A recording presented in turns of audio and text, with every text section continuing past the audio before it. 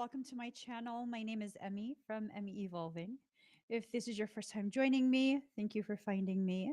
If this is not your first time, thank you for coming back. So, guys, I asked what this reading was going to be about, and what I heard is it's bigger than you think. There's something going on that is so much bigger than what you think it is. This is something that extends beyond what you could comprehend as part of your, I don't know, like divine destiny, I guess. Um, I just, I don't know. It's like there's so many different things that are shifting in the world, shifting within myself personally, just so much shifting that's occurring. And there's no point in fighting the shift. Right. We spoke yesterday about a shift. There's no point in fighting that shift. There's no point in being afraid of what shifts. Um, just been so lost in thought all morning. Um, it's been uh it's just been like super uh I guess you could even say surreal, right? Super surreal. Uh I want to share a few things that I screenshotted. Um, the portal to every next level is through the parts of yourself that you avoid. Hey, Dinast. So, like, just really let that enter into your awareness. The portal to every next level is through the parts of yourself that you avoid. Like, what parts of you are you avoiding? The process that you're in is so much bigger than what you think. It's so much more profound than you realize, right? And then, as I'm thinking of that, the statement about the portal, um, I was having a conversation with Michael. I came across that because I was like trying to ignore him. And then as he's talking to me, like something pops in my head from some time ago. And it was kind of like, the path of soul, right? The path of soul. Like the only things that slow me down are the ways in which my fear is allowed to cripple me. And when I realized that it was my permission that I was giving my fear that was crippling me to the degree that it was slowing my progression, I came to a realization. I what is going on here? I came to a realization, right? The fastest way to move beyond your deepest fear is to go right through it. Because everything that you could ever want or think you need, it's on the other side of that fear. It's right on the other side of it. Right on the other side of it. So then things continue, right? As I'm continuing to scroll this morning, um, it becomes a thing of like, what am I really avoiding? And I'm not realizing that I'm scrolling because I'm trying to avoid the cascade of thoughts, um, the process that I'm in. I don't want to acknowledge it, right? And I'm realizing, man, I've been really frustrated past several. No, it's more than just several days. It's been over a week. It's been over a week. What's today? The 17th. Yep, it's a week already, right? It started on the 10th. You guys saw it unfolding in a live stream. Um, and I have kind of just allowed things to progress organically through me and not really acknowledge the process that I'm in, the frustration, the anger, all of these different things, right? And, so this morning I continue scrolling and I come across this next post, which says, "Don't be surprised when God turns everything you're going through into everything you made it through." Woo! Your breakthrough is closer than you think. Mm, like, holy crap.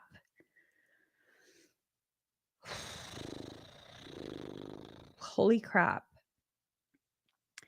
Your breakthrough is closer than you think.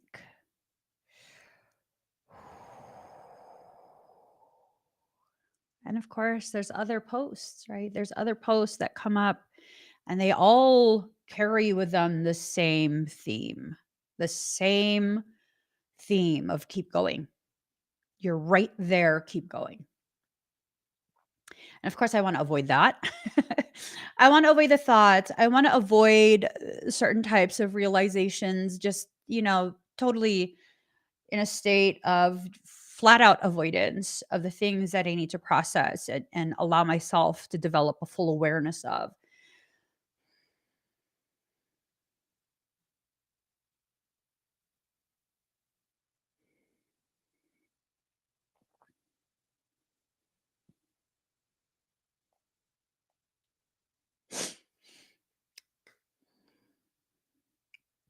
And then I remember last night, I went to go check some messages, and someone super dear to me had forwarded me a post, someone else's post. And in that post, it's a video. And I've seen this guy's content before. I don't remember his name. But in the video, he's talking about how one day you'll be gone and all these things that you've worked so hard for, they'll be sold at an estate sale. And these things that meant so much to you won't mean anything to the people who are left behind. And they'll simply be looking for ways to get rid of it. Um, and it's this message of you spend all this time for things you think is important, only to realize in the end that you never allowed anyone to get to know you.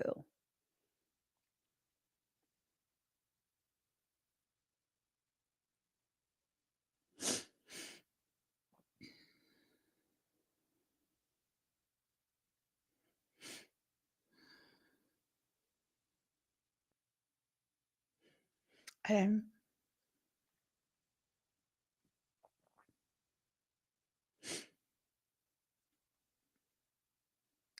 the emotions come from a different place for me.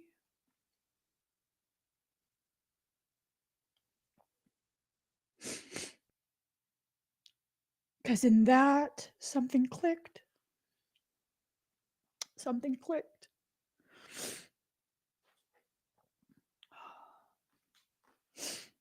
If you know anything about me, you know that I live stream begrudgingly, right? Like, as much as I like to spend time with you guys and I enjoy your presence in my life and I acknowledge the gravity of you witnessing me and how it affects my journey and the progression of that journey, I begrudgingly live stream. And I show up as often as I do because of my work ethic, not because I love being exposed to complete strangers, not knowing who's going to see these different aspects and processes.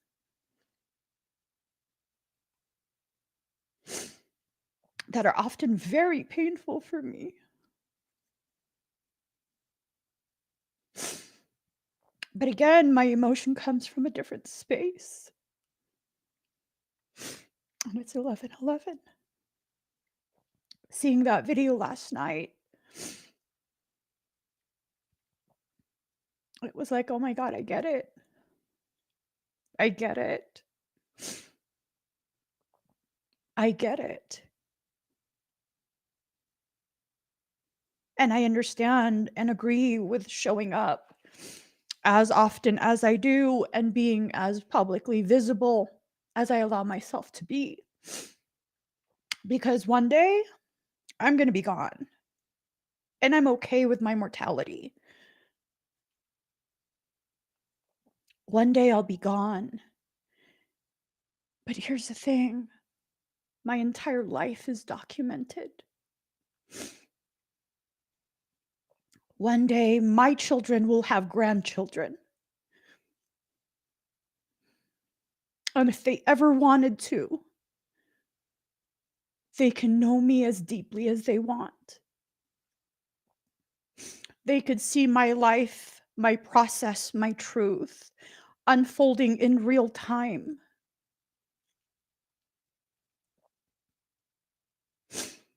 And even the grandchildren of my children's grandchildren can see me as the matriarch that I am.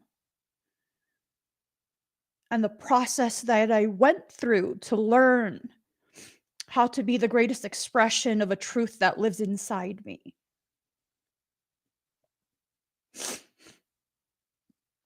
And so then something else clicked as well. Yes, it's important to be my most authentic self. And yes, part of the gift of these live streams is to witness me in my most organic state, but also, yes, I need to be more than just reactive to what's presented to me in the moment. I need to always be the greatest expression of my entire bloodline's potentiality. Because every single being that will come from me, all the way through the entirety of my line, they deserve to not just witness me as the matriarch in my most organic, most authentic state, but also to see our bloodline's ability to overcome even the most triggering things, right? So much more. And then comes this other post.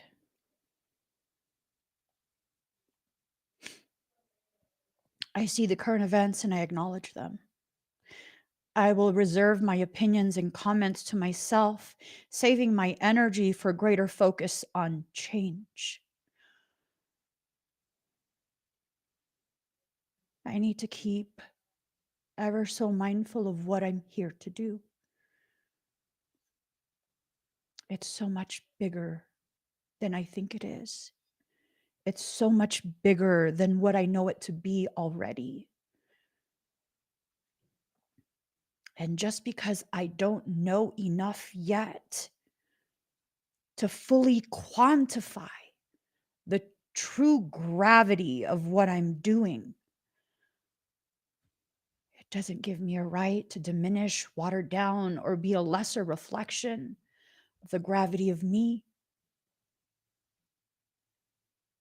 Future expressions of my existence will see this as they have the ability to see every other aspect of my life. Thousands of videos.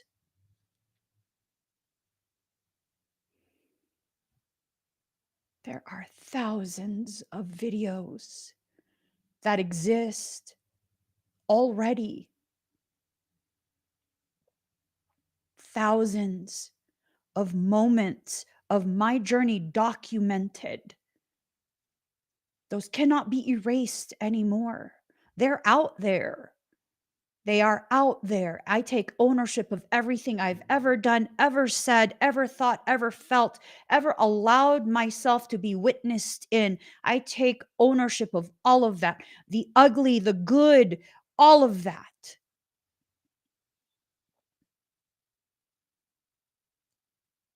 But even saying that, there's a realization this is so much bigger than I could ever comprehend at this point in my journey. So much bigger. And I am not the only one on this trajectory. The entirety of our community is on this trajectory.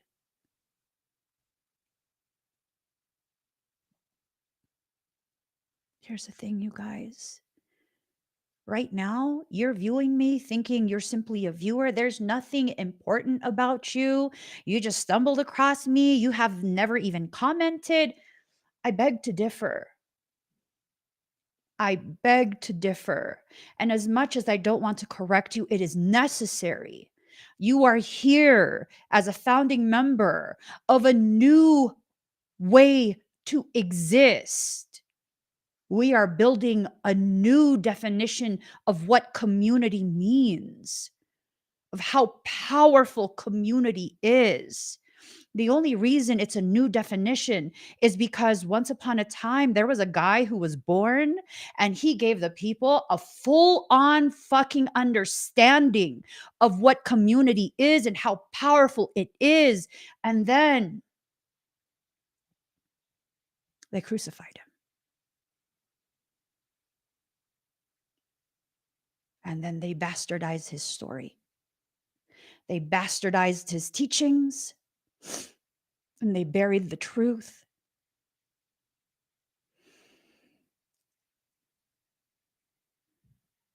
Once upon a time, a very long time ago, we knew, we witnessed what community can do, what it has done, how powerful it is. And we're experiencing that again here in the now. In the now. And some might be like, well, Emmy, are you saying that like we're your apostles? What? uh, what? Why do you need that label? Is it not enough to just be you and be a part of this community? Is it not enough to need to identify as something else, a foreign label that though that too has been bastardized? The concept of what that is, what that meant way back when those people were still alive, that too has been bastardized. Do you really need that label? Are you not enough as you are with your name as it is right now? Is it not enough? This is so much bigger than you realize. This is so much bigger than you could ever comprehend, right? So, what's happening right now, there's a lot of things that are slated to cause everyone's winter to go in reverse, to go upside down. There are attempts to cause so much upheaval in all of our lives, regardless of what region you're from, what region you're currently in, what's happening in your region. There are so many different things being put into play.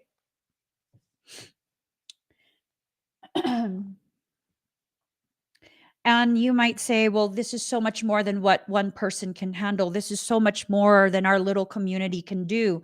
How can we save everyone? How can we save the world? How can we get past whatever this is?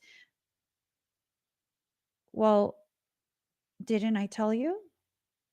I'm often given the answer in reverse. I'm given an answer without knowing what the question is. I have to live my life after I receive an answer in order to understand what the answer is answering.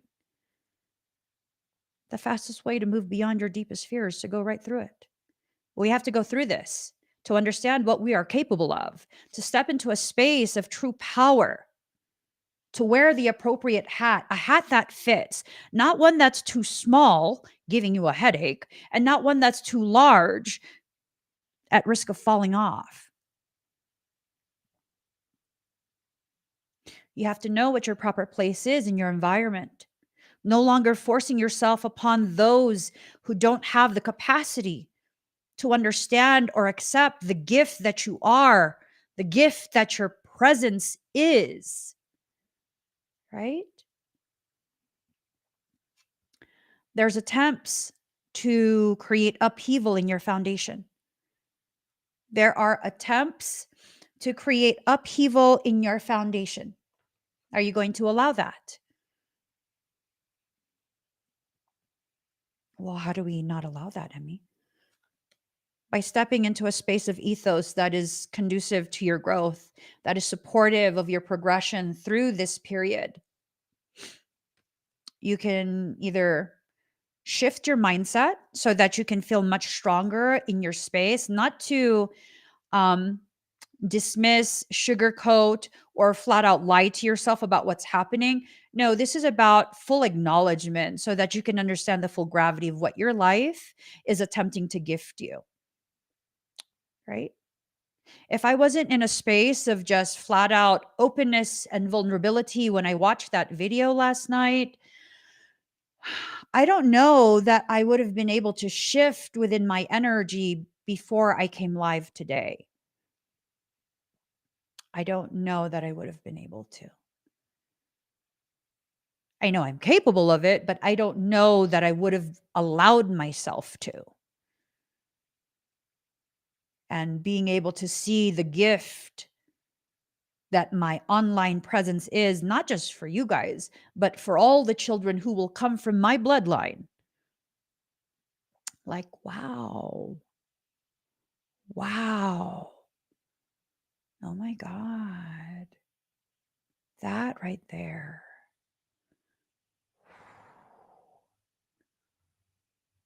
Wow.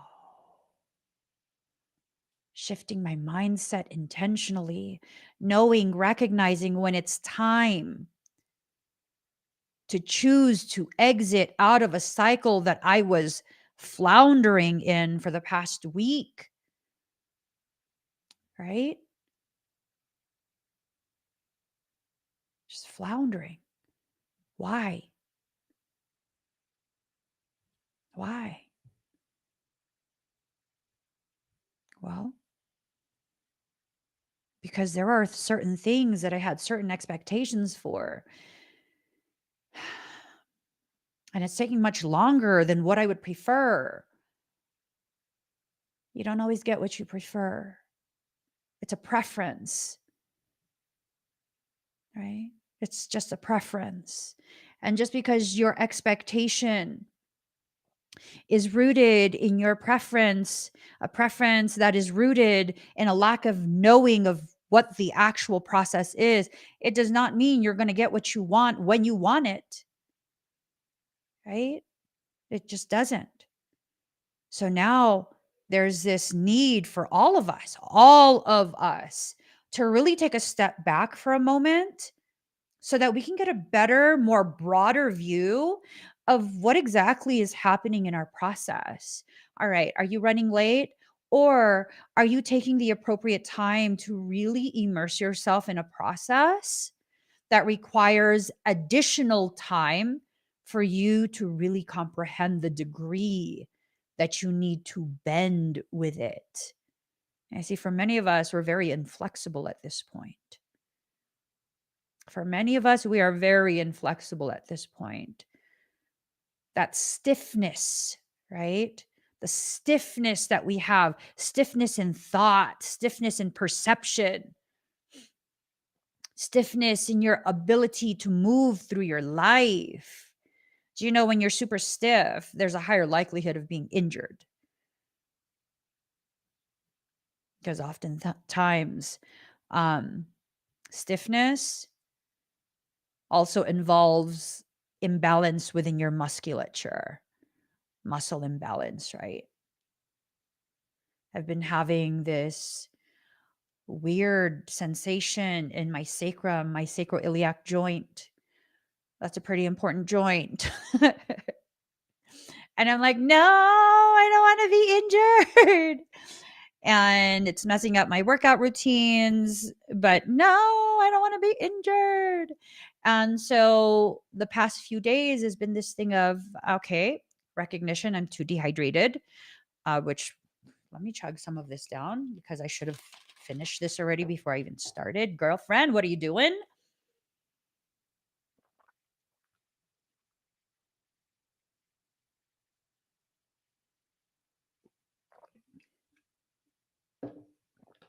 Tastes so good.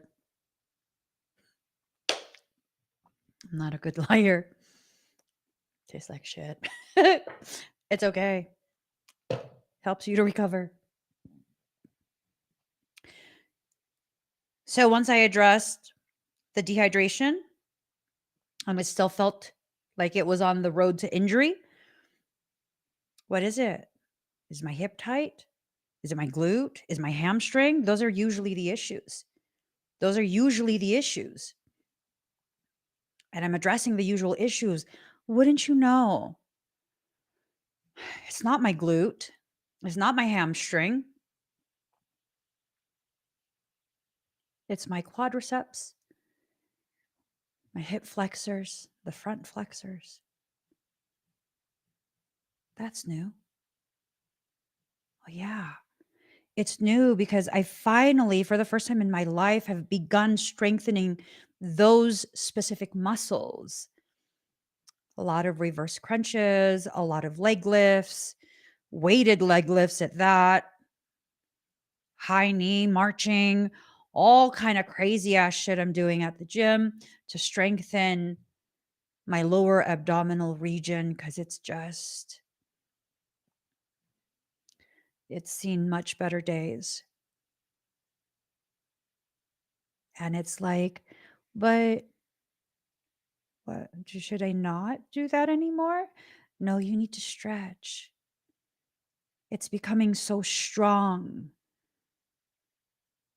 This is part of your process, but you're not completing the whole process. You need to strengthen and stretch, strengthen and stretch. This is the process to make you stronger.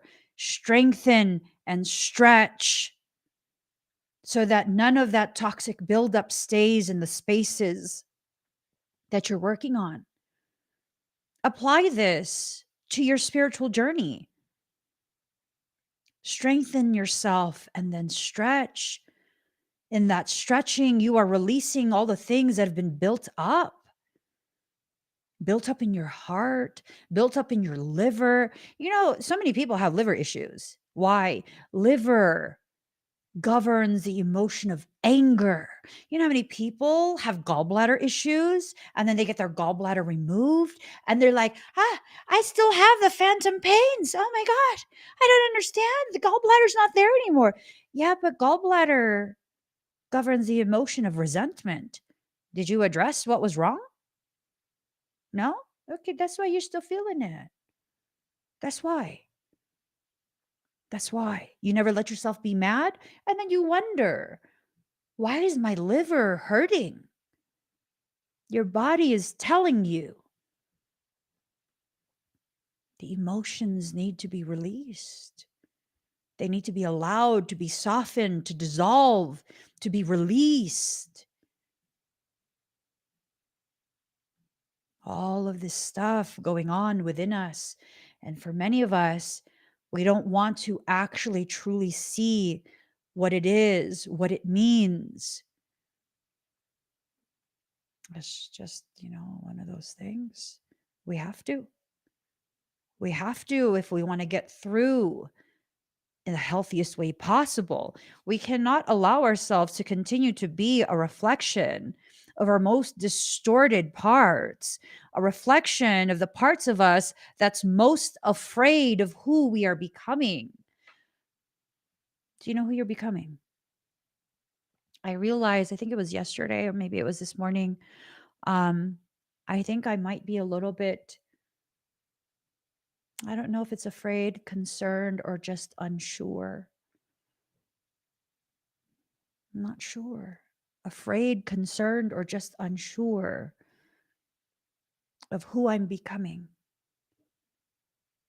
And it's not because I feel like I'm becoming something bad, something dark, sinister.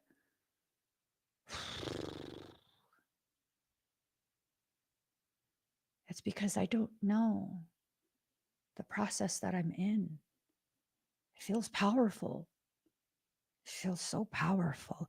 I had a session yesterday and I had told the person in the session, it was one of those deep sessions, like I felt them in my heart so deeply. I love those types of sessions, right? So in that session, it was kind of like this statement that I had made of, you know, your soul is going to try and help you to remember some of your past lives. And that can come in the form of your soul causing you to feel drawn to certain movies, videos, music, certain regions, just really cultivating and utilizing your different types of interests to get you to learn more, to trigger some of the return of your past life memories. And then I shared how, like, this specific life that my soul was trying to bring back to me that I just did not want to acknowledge. Um, I suddenly became hyper fixated on some series that was, I think, on Netflix or Amazon. I don't know. It was a series, right? And man, I watched the whole damn series. I was like, oh my God. And then what happened? And I was just so fixated. Oh my God. Oh my God. And then the very last episode, I watched that and I was just enthralled. And then it completed and I was like, "Ooh, oh my God. I hope they make another season." And then Michael says to me, "What'd you think about yourself?" What? What? He's like, "What did you think about yourself?" And I was like, "You bastard." I was so pissed. I was like, "What did I tell you about doing that? Stop making me learn about stuff from my past that I don't want to." And he just laughed. He didn't care. He just laughed.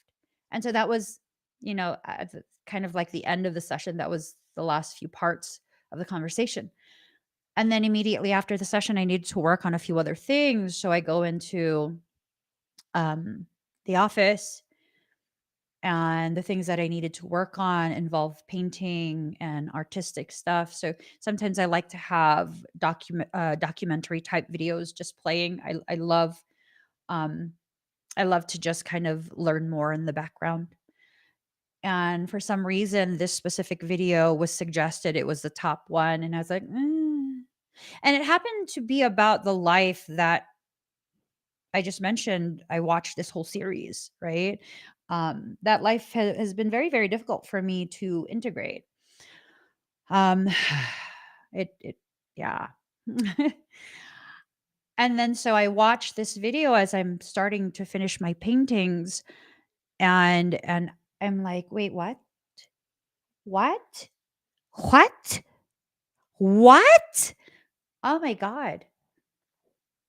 Oh my God.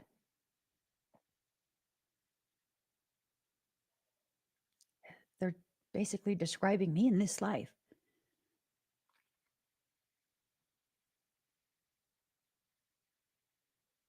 And I realized these fuckers, they wrote some really distorted shit. They wrote some really distorted shit. Like, they portrayed me as something that just,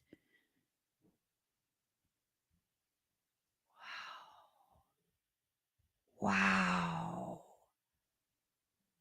I didn't even realize that I wasn't looking at the truth of who I was in that life. I even remember how I died. No one knows how this historical figure died. I do. I know. I remember. It was powerful. This realization. This realization. I don't want to share the life with you guys.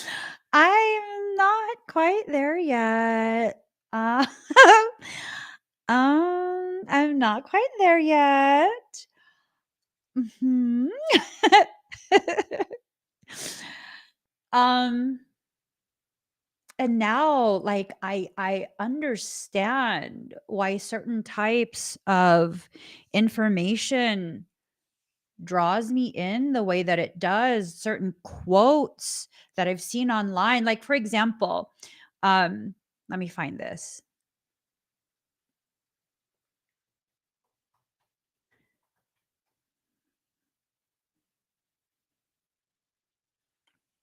Hold on.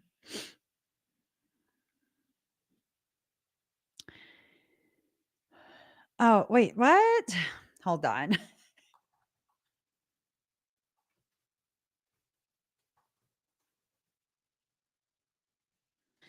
I just thought that I was, because sometimes I'll look up quotes from random ass stuff, right?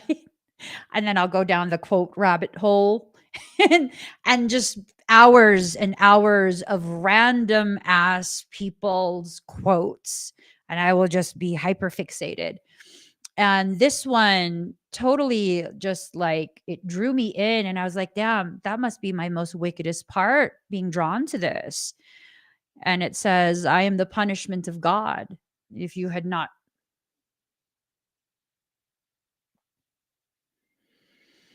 Mm,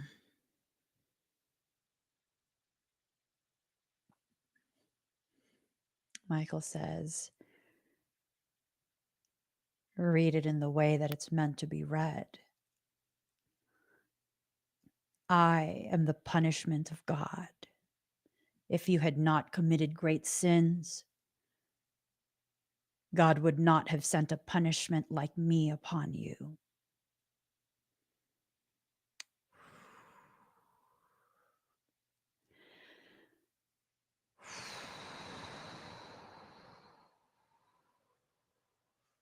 Mm.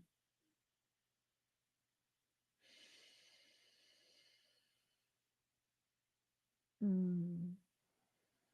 That right there.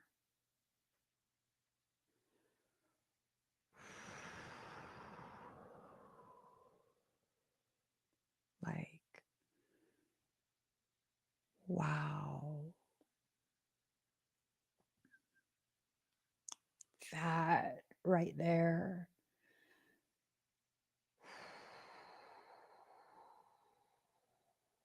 And then if you look at the way Genghis Khan is portrayed,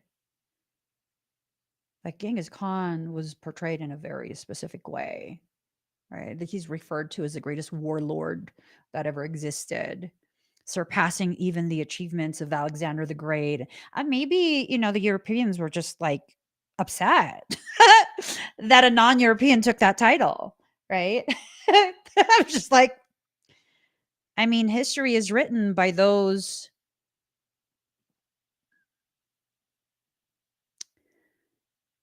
who choose to create the narrative. It used to be by the ones who win. But now, the way the world works, it's kind of just written by those who want to speak the most and be the most heard. It's no longer this factual sharing. It is filled with so much filtering, so much personal decisions by the author to skew the narrative in a way that they choose to skew it. It was KRS-One who said something along the lines of, you don't know the integrity of the work you're reading until you know the history of the person who wrote it, right? This is one of the most powerful things I've ever come across. KRS-One was more than just a rapper. Very skilled, very skilled, lyrical genius.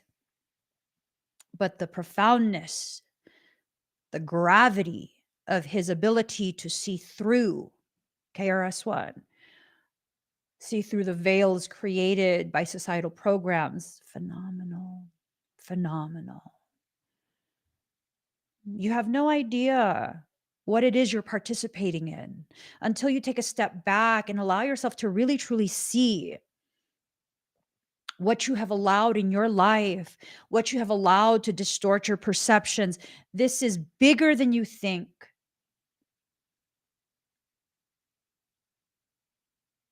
This is bigger than you think. What are you becoming? A goddess in flesh, a creator in your own right. You are creating the next part of what our human evolution is about to do and go through. You are co creating the next part of the journey our collective consciousness is on. It's important you not forget what our ancestors have been through. It is important you not forget the way these things started in the past. It is important you never forget the complicity, the duplicity that has been running in the background this entire time.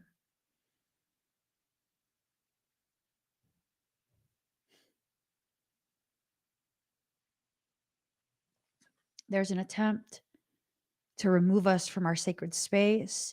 There is an attempt to unground us.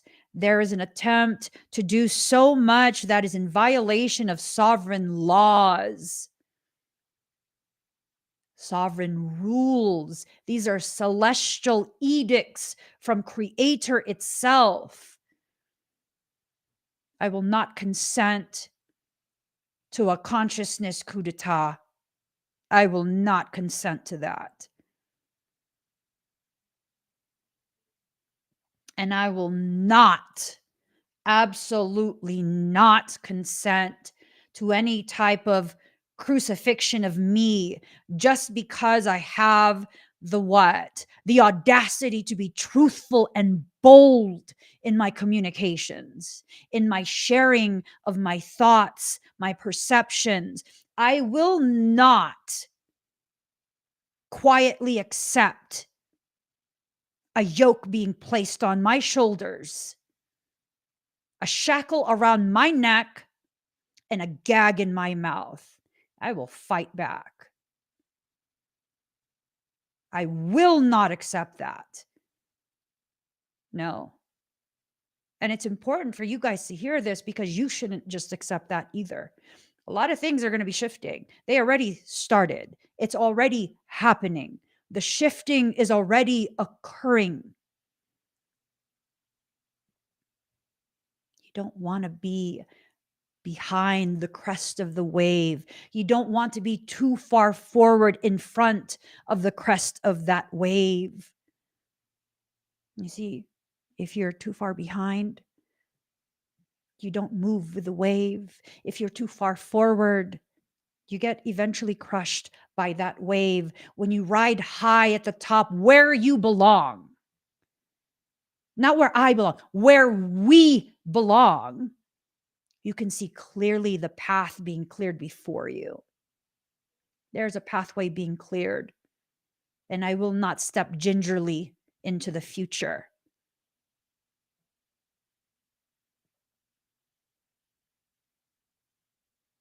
I got my steel toe combat boots on. I'm stomping forward. You don't want your toes crushed? Get your fucking feet out my lane.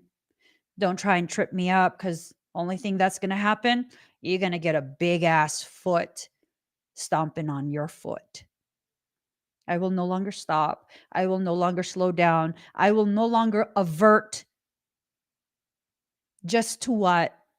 Make you more comfortable. To those who are not ready, get out of the water, get out of the lane, get out of the way of me and my community. May we not just a wave in the ocean, baby boo.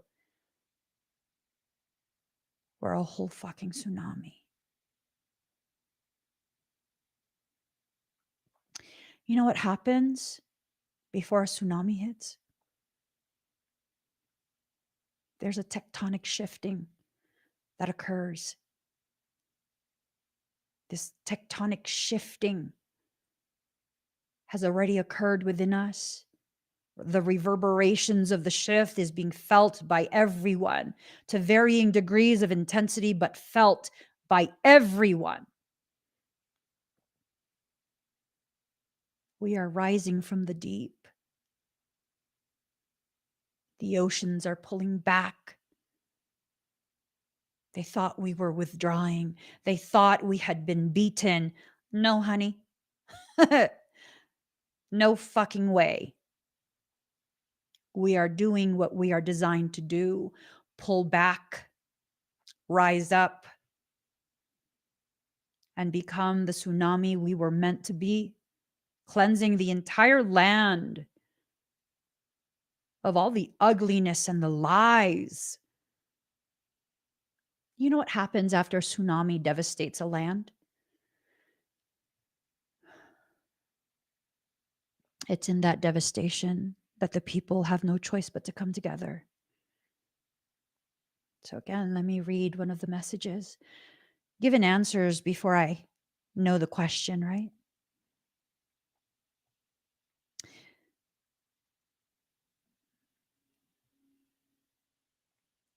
Don't be surprised when God turns everything you're going through into everything you made it through. Your breakthrough is closer than you think, right? The insights you've gained are ready to be used in order to make progress manifesting your dreams. A new perspective is the key you need to unlock your potential.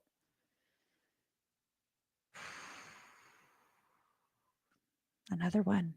If it's meant to be, it will be. You won't have to force, convince, or worry over it. Let it flow like the ocean, like a tsunami. Let it flow. Let it be and let it come to you. You're attracting everything you need. Trust the timing of your life. Like,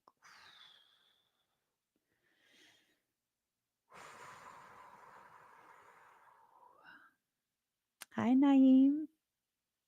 Happy birthday.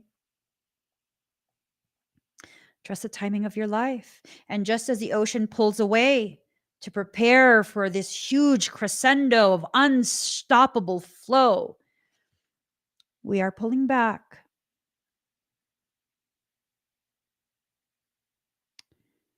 We are pulling back.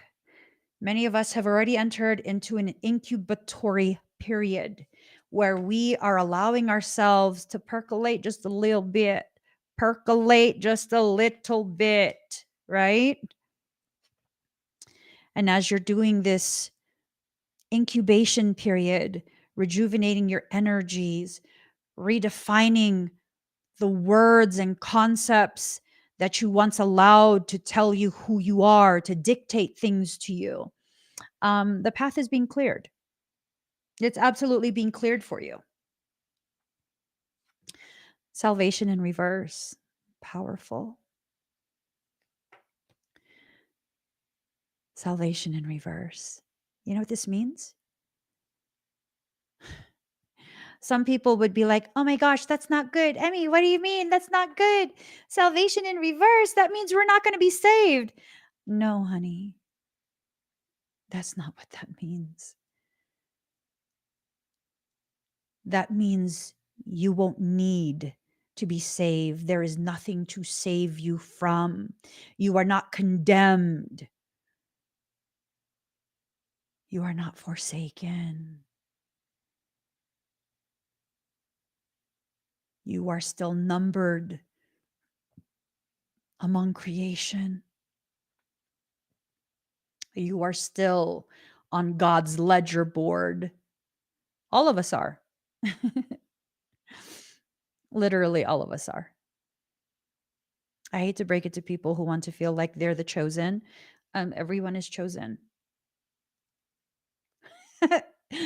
I'm serious. Everyone is chosen. All of us. We're all chosen. This is the point where no one gets left behind, regardless of what you believe, whatever your religious or spiritual practice is. All of that is irrelevant. Do whatever feels right to you and is not harmful to others intentionally. Do what connects you more deeply with your divinity and a solid foundation from which you can begin to increase and build the life that's worthy of you. All of us are chosen. You see, some people will be like, oh, no, I'm part of the 144. Yeah. How do you know this? Why do you know this? Where'd you get that from? Oh, because, I'm woke. I'm part of the 144,000. I mean, you've never heard of that? No, I'm fully aware of what it is, but I don't think it's the same thing for me as it is for you. What do you mean? Like, but Emmy, you're chosen. What do you mean by chosen? I mean, with all your power, like you're chosen. Oh, oh, you mean part of the cleanup crew? Yeah, I'm a celestial janitor. I'm here to clean up. We are the setup and breakdown crew. Yeah, no, we're here in a supportive role. That's not chosen. Yeah. You see, for those who are part of the 144,000, there's a very specific type of soul frequency that's being mentioned. Um, we don't talk about it. It's like Fight Club. First rule of Fight Club: you don't talk about Fight Club.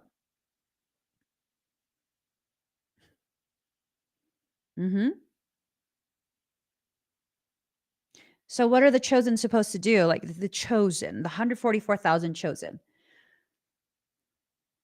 Be yourself. Speak loudly in rooms that don't welcome you, as well as rooms that embrace your existence. Speak loudly. Speak loudly your truth, your perception, your wishes for the world and collective. Speak loudly. Speak through tears. Speak while you laugh. Speak in spaces that need an injection of community.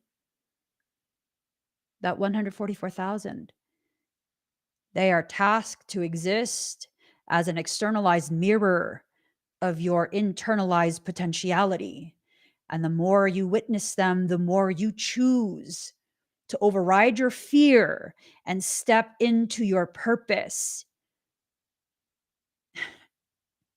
You thought you're not one of the 144,000 if you think you are superior. If you think that places you on a pedestal for any other reason than because creation is going to burn you so a light can be shown for others. That's the only reason you're on that pedestal.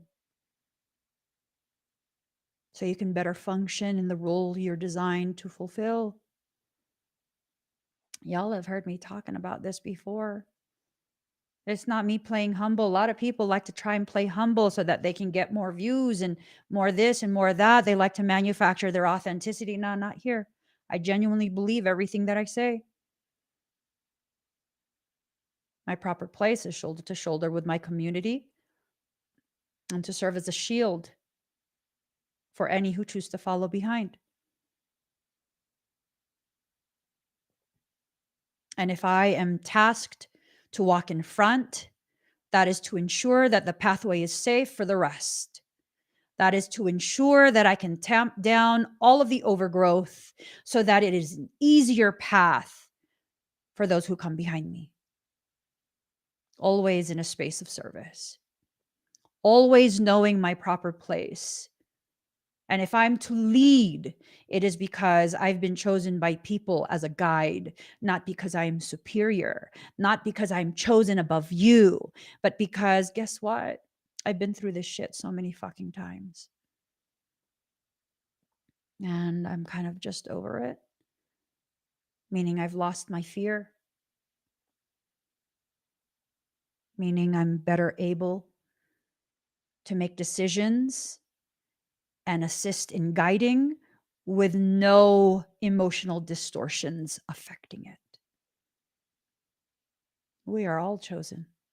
There is not one people that is chosen above all others. There is not one people that is chosen above all others. None. We are all going down the same path, a path of rediscovery. So discover who you are, and maybe you'll see what you're here to do. And as you figure out what you're here to do, you will realize that God has been generous when doling out your potential. See? Number 48, generosity. 4 is the number of self. 8 is the number of reconvergence, reunification, for all of infinity. 9 is the number of God. God is giving the potential. God is giving clear vision, clear hearing, clear knowing, clairsentience. Emmy, how do you know that? Because I have clairsentience on. Well, what if, what if, what if what? What if I'm wrong? I'm not so committed to being right that I'm afraid of being wrong. I'm just more committed to being of service in the way I'm designed to be than I am committed to being a know-it-all, right? God has been generous in what it is giving you. God has been very, very generous. And despite the fact that you continue to say, no, I don't deserve this. I don't deserve this. It's not for me. I don't deserve it. Someone else can use it. God continues to give you what it is you need, what it is you deserve, from experiences to the support and encouragement, the protection, the grace, compassion, all of these really powerful, beautiful things. But see, you're out of time. Like, oh my God, what does that mean? That means you can't play games with yourself anymore. That's all that means. You can no longer play games with yourself, pretending that you're not what you actually have always been. You think that you're becoming this version of yourself. It's new and boo, it's who you've always been. Before the programs were installed, before the programs became successful in distorting your vision, your perception of who you are, what you're here for. This is who you've always been. You're in the process of undoing the distortions so you can be more of who you actually are. Healing, allowing yourself to heal, knowing you are flanked by God itself. What's 18? If you divide it in half, it's nines. It's 2 nines. The feminine and the masculine aspects of God. What is 18? The number 18 telling me that you are being supported by God as a totality. You are surrounded. You are wrapped, enveloped, burritoed. It is a love burrito. You're in a love burrito. You are so loved. Whether you realize it or not, you are so loved. You are so loved.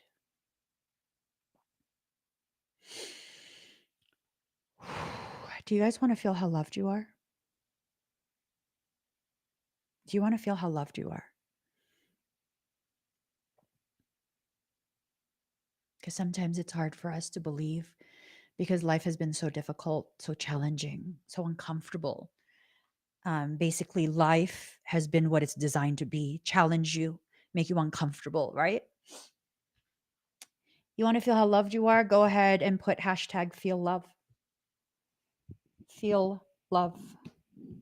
Let's do this.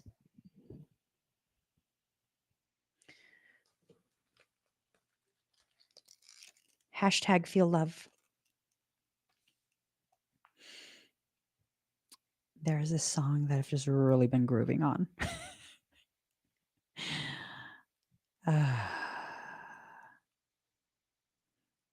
Oh, girlfriend, you got to plug in your speaker, girlfriend.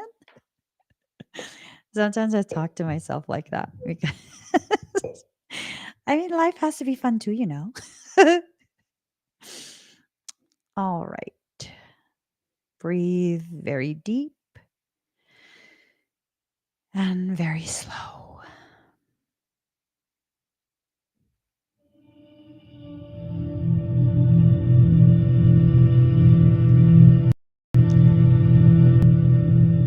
See and feel yourself in a dimly lit space.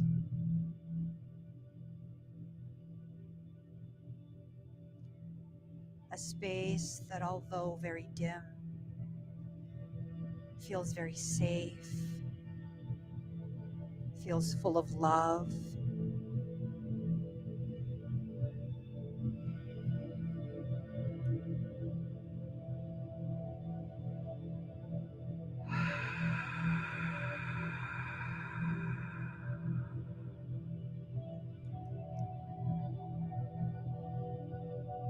With your eyes closed,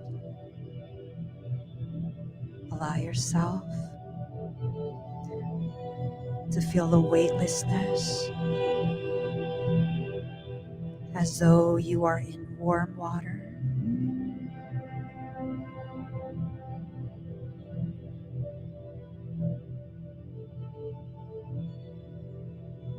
Allow yourself to feel the movement, the gentle swaying of the waves. Breathe.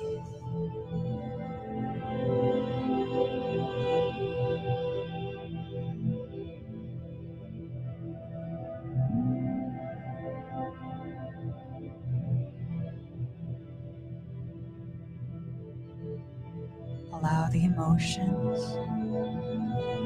to be released into the water.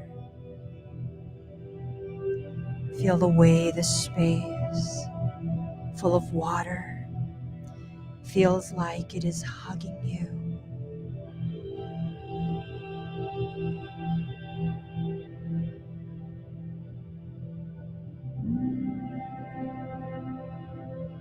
You've never felt more secure. You've never felt more loved, more protected, more safe.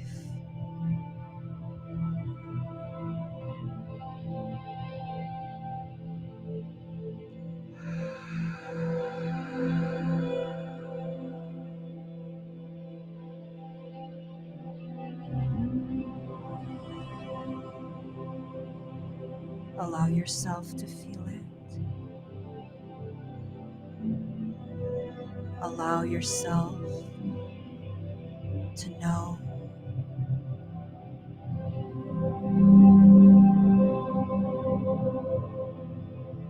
This space that you're in, it is the womb of creation.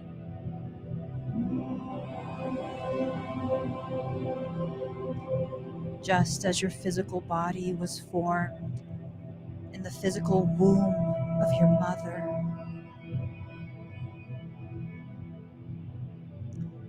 in this womb, this is where your soul was first formed.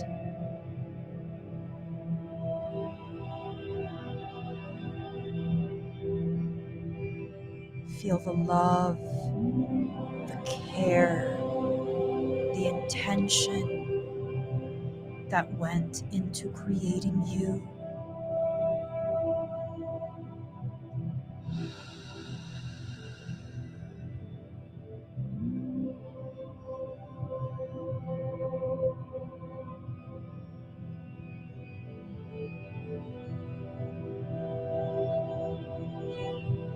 Feel a warm breeze on your skin.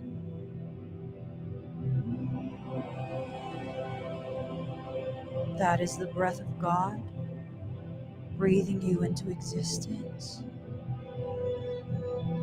So much love, so much intention.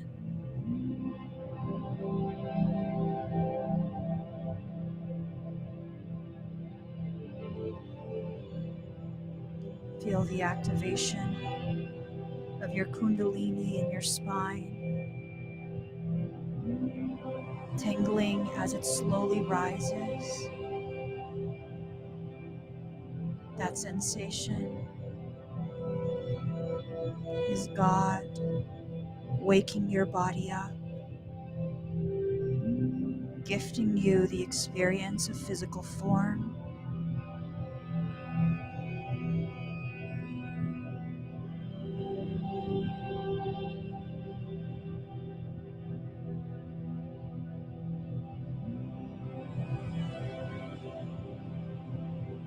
Feel the pulsation. That is the heartbeat of creation, gifting you the rhythm with which to live your life.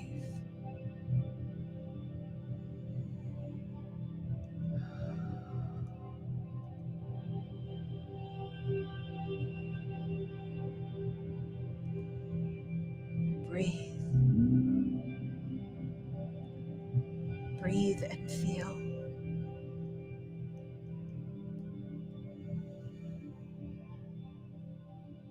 Breathe and allow.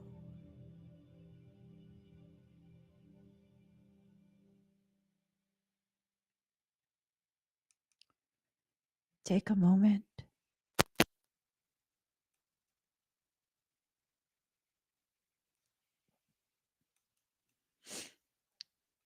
Take a moment. Allow your awareness to ripen.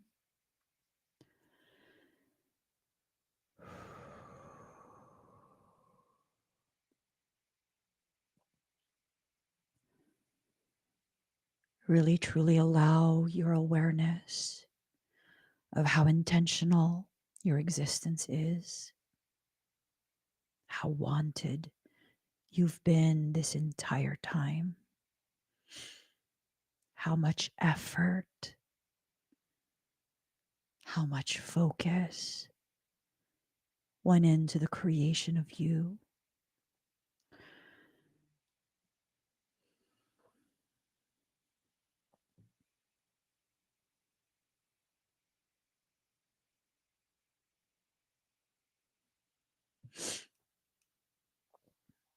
Allow your experience to ripen and take the sweet fruit of this knowing back into yourself. Don't allow yourself to leave this space thinking that none of this was real and none of it applies to you. You felt it, didn't you? You felt it. You experienced it.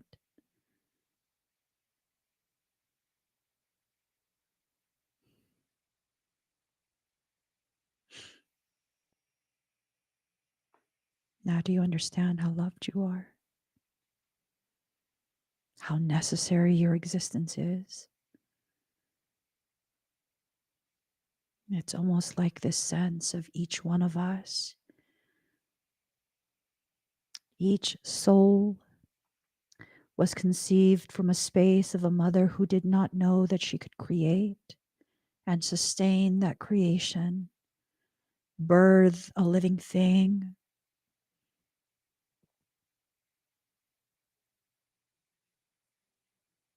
Have you ever met a woman who wanted so desperately to have a child, but is just unable to?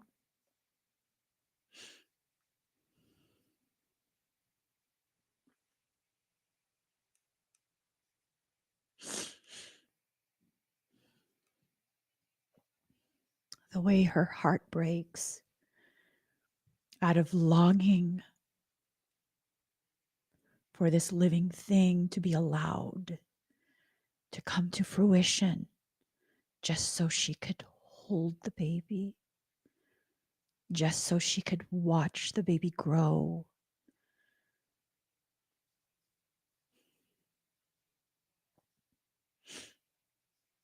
That is the same feeling that creation had every time it created another soul. The not knowing if it will work, the deep desire for your existence. Just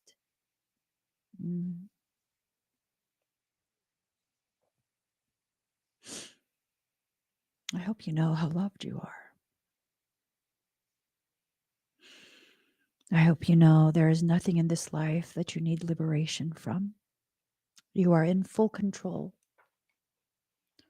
You are in the driver's seat.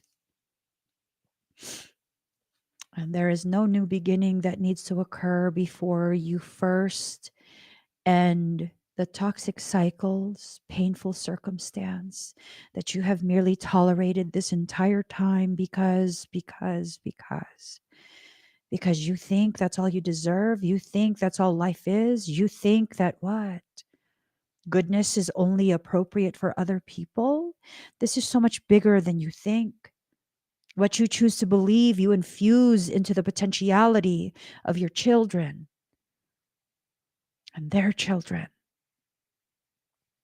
and their children, and so on.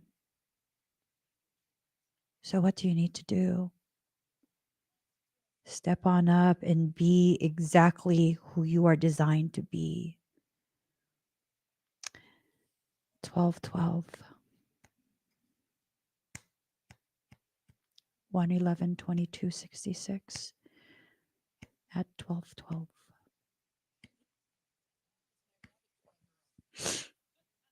Fortune in reverse. The fortune you're about to be given has nothing to do with false fiat. It has nothing to do with modern material things.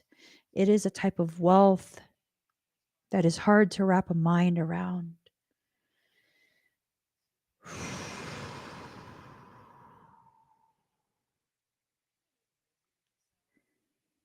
It is a type of wealth that is worthy of you. Remember what I said? You need to be flexible in your strength, right? You need to allow yourself to stretch. Stretch the limitations of your imagination. Stretch your perception. Stretch your concepts of what this life will be for you. And yes, the absence of our awareness is what prevents the actual shift inside each of us. So stretch so that even though you don't know and don't have all the details, you still will be able to enter into a space of strength, into a space of intentional existence. You need to work on your brilliance. You've been giving away your shine, intentionally dimming yourself down. Why? Well, because someone got offended that you shine so bright. Someone got offended at how bright your brilliance is.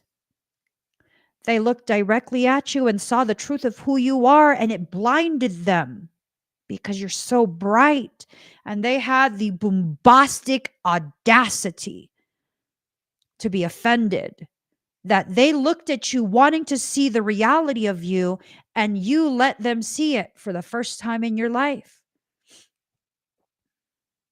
It's bigger than you think. Why are people offended that you exist? Why are people offended that I exist? Because they wanted to see an imitation light when they went to go dig inside my sacred spaces. They wanted to see some type of formula that was used to be who I am. And instead, what they saw was that I was not faking, that I was not creating caricatures of myself, but instead, this brightness that they saw and coveted was still a very watered down, toned down, dimmed version of the reality of my gravity. And then they got mad. And then I stopped caring about why they're mad, because none of that has anything to do with me, just like none of that has anything to do with you. Let them be offended that they misunderstood the power of your authenticity. Let them be offended and frustrated by the fact that they realize You actually cannot be destroyed, but they're going to try anyways. Let them try so that you could see for the first time in your life how strong you actually are and how much you can endure. Because guess what? It doesn't matter how many people they can rally to their side. It doesn't matter how many people they can suck into their distortions and convince to pick on you. You are flanked by both the mother and the father of all of creation.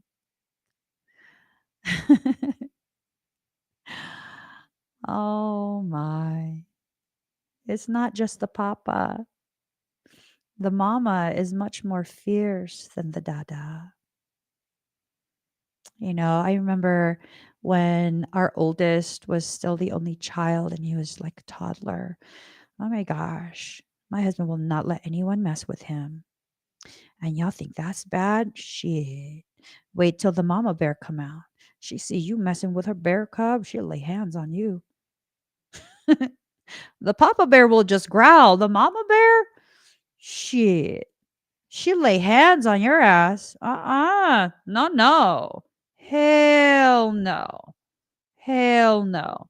That's what you have flanking you. You are sandwiched in the middle of that.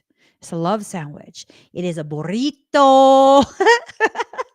It is a love burrito.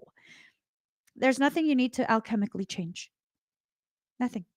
Your life is going exactly as it should. It is your perception of how your life is supposed to go based on your comparison to other people who don't share the same purpose as you. That's what's messing you up.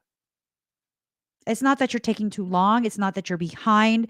It's not that you've made mistakes and you've failed and you're not on the right track. And I know it's none of that. It's that you let someone else get in your head about who you are and what you're here to do. I once had this person, I did a mentorship for them. And this was way, way back when I first began doing mentorships. I can tell the percentage of your potentiality that you're tapping into, right? And so, I got the tism. I got the tism. I'm very honest and upfront with things, right? So they were functioning at something like maybe 20% of their potentiality. And they're like, and I'm like, yeah, that's good. That's good. And then they asked me, what percentage are you functioning at, Emmy? And I was like, oh, like 1.5, 2% of my potential. They're like, well, I'm at 20. Yeah. Why? I didn't realize because I'm not a compare person. I didn't realize. I was just like, yeah, no, I'm only at 2%. That's why Michael's always riding my ass about stuff. Like, he's always on me about shit. And I'm like, shut up. And he's always lecturing me. I'm just like, I don't even want to hear you because I'm only functioning at like 1.5, 2%. And they took that information and they somehow spun it as though they're more powerful. And I'm just like, oh, well, that's weird. That's a really weird thing to do with that information. I didn't say anything. I was just like, oh, okay. I don't know where you're going with this. Okay. And as things progressed, mentorship was done. It became this thing of this person wanted to coerce me into teaching them how to do energy work. And I already knew, like, no, you're very ego run. You're fucking super imbalanced. I mean, he didn't ask me for my opinion on that. So I'm not going to share that. But to answer your question of whether I will teach you how to adjust people's chakras, no, I'm not comfortable doing so because I cannot guarantee that you won't hurt somebody. They got so mad. They got so mad. They launched this entire campaign to cancel me. They defrauded me of, I think it was like $1,500 or maybe closer to $2,000. They defrauded me. It took them quite a while to get that to stick because, yeah, they had to commit full on fraud, financial fraud, to get that to stick. And then they used that money to pay someone. And they were bragging about this publicly. They used that money to pay someone to curse my children. What? And I still stayed in my lane. Didn't do shit. Didn't address any of it. And then began the accusations that I cursed their wife. Why would you say that? Well, because his wife was suddenly having nightmares that their daughter died in a car crash. Adult daughter, his stepdaughter, her biological. What's that got to do with me? Sounds like you cursed your own family. Oh, that's right. You're functioning at 20%. I'm only functioning at like 1.5, 2%. Yeah, but if we really compare it, my 1.5% is like 5,000% of you. I'm not run by ego. None of that had anything to do with me. None of that had anything to do with me. That was their doing. No, I'm not going to undo that. You paid someone good money to do a curse. You go ahead. You enjoy that. It's money well spent. None of that shit's going to affect my kids. I'll tell you that much. Why? Because I'm a daughter of chaos. You cannot penetrate chaos by way of ego. None of that shit's going to work. Please, even at my 1.5%, I know for damn sure that's not going to work. That's just not going to work. Eventually, that person eventually emailed and was like, Emmy, just come on, this is stupid. Let's not fight. Well, you're the only one fighting. What are you talking about? I haven't done shit to you. I haven't said shit to you. Even the wife went on an absolute public rampage, calling me a whore. I'm sorry, because why? Because I tell funny ass jokes. I say the word vagina. I mean, what is wrong about the word vagina? Everyone knows I have kids. Clearly, I'm not a virgin. I'm not trying to play the role of virgin. I'm a whore because I'm a sensual person. Because people receive me and my energy as sensual, and that makes me the whore. You're not my problem either. You let people do the way they do, they will show you who they are. None of that is any of your problem. None of that is any of your problem until they make it your problem. At which point you need to do the appropriate actions that remove it from your problem. Right? You just let things be. Don't waste your energy on things. There is something that is so much bigger than you think that is needing your focus and your energy. Remember that other, let me find it. I see the current events and acknowledge them. I will reserve my opinions and comments to myself, saving my energy for greater focus on change, right? On change. Save your energy for the things that matter. Save your energy for what it is that you need to do. Sometimes, I'm going to share this video with you guys. I'm going to share this video with you guys because I was like really feeling it. I was like, maybe my spirit animal is uh, what would be the byproduct of a bison having a baby with a honey badger is. I'm just saying, just so much of my essence in there. Hold on, it's coming. It's sending.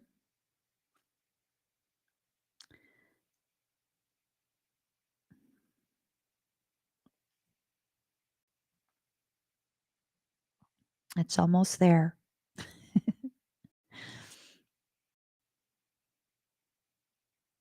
It's almost there. It is. What it is, yo, what's up?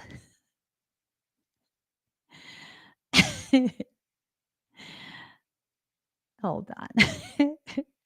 What it is, yo, what's up? Every bad girl needs a little love.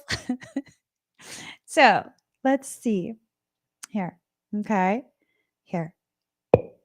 Okay. Here. I saw this and I felt it to my core. Let's play the video. Roll the clip. You see this face? It's so fucking adorable. It just doesn't give a shit.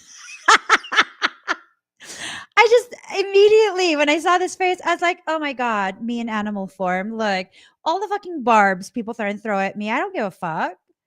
Really? You want some smoke? Honey badgers don't care. They fearlessly confront larger predators. They have thick, loose, and elastic skin that serves as a protective barrier against predators. I was like, oh my God, honey badgers also have EDS?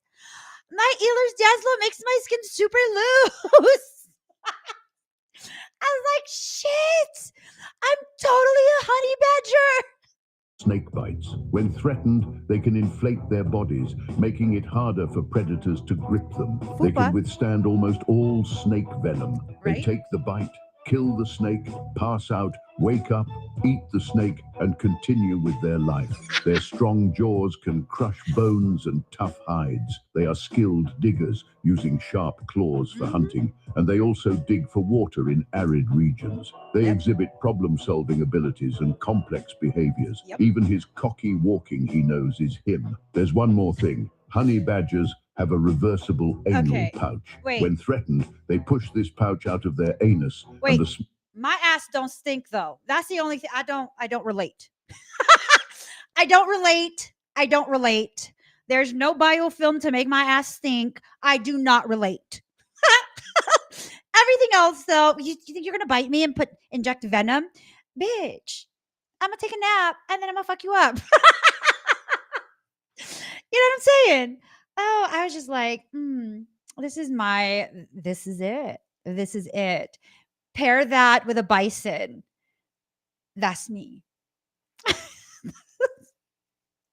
That's me.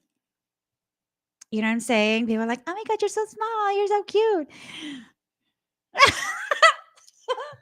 Let me just stop. But my ass don't stink. I'm telling you. Okay. I don't have that BO problem. Okay. That ain't my issue. That's not my issue. I do not identify as that. I do not have an externalized anal sac. I'm good off that. If you allow yourself to recognize that a lot of the people that you're disappointed by, you depend on people who are not dependable. And that makes you feel disappointed.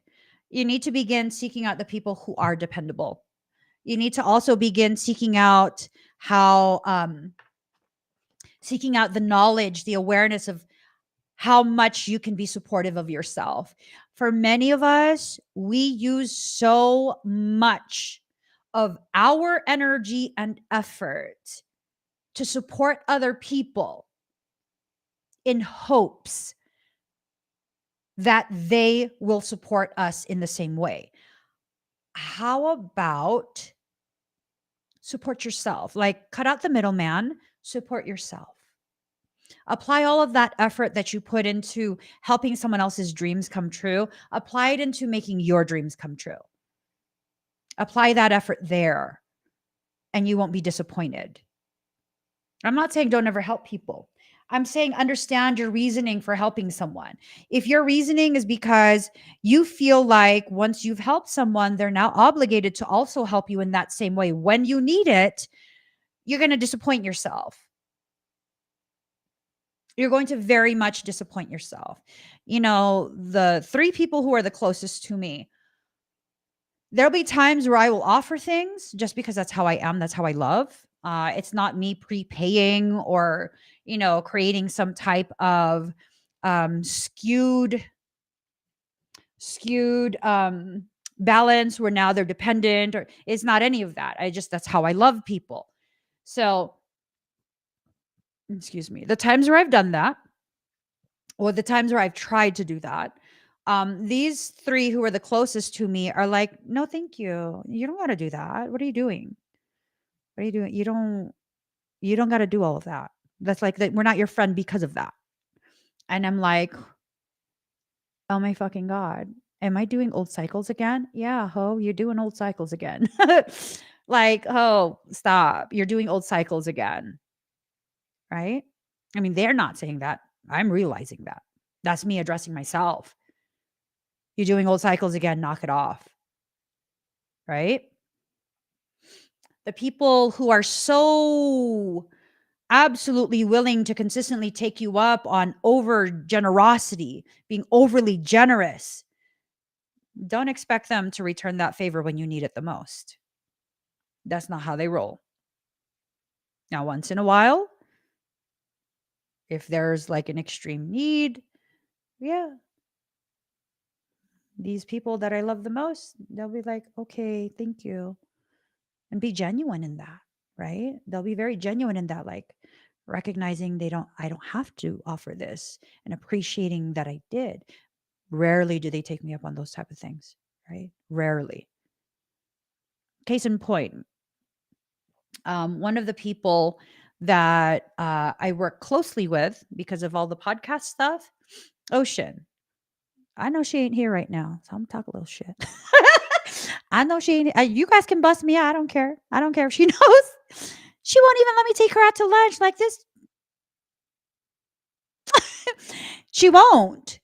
She won't. In the rare instances where I've been in town and I'm like, hey, let's go to lunch. She tried to Zell me. She tried to Zell me the amount. I'm like, for real. It's just lunch. It's just lunch. Like, we didn't go to anywhere expensive. It's just lunch. Like, we rarely are in the same space. Can't I just bring you to lunch? I mean, I'm the one that invited you. Like in my culture, you invite someone to lunch, you better expect to pay for that lunch. That's my culture, right? Like that's just my culture. But no, she won't let me do that. Why? Because she knows I'm a generous person. She don't want to take advantage of that, I guess. I mean, come on now. It was not even that serious. You had to Zell me in the middle of the restaurant. And you could tell her I busted her balls for quite a while over that. I told her I was gonna block her on Zelle and I did. I did. I told her to her face, "I'm gonna block you on Zelle. You're ridiculous." I was so upset. I was like, "It's just lunch." Right?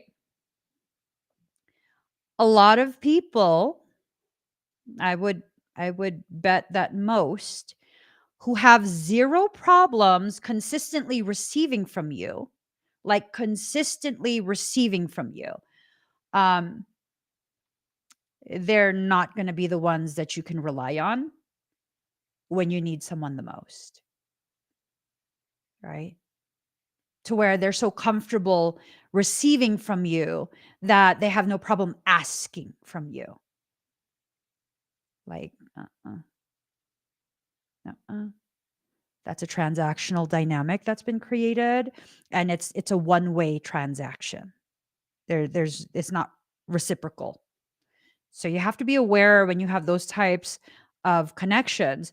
Another really good person. There'll be times where well, no, I shouldn't share this. I shouldn't because I don't know if they want to be identified publicly as being associated with me. People go crazy on others sometimes when they know that the person's associated with me. If yeah, that it's unfortunate. That is the life I live. I can't share my friends, can't share my children, can't share my husband, can't share much.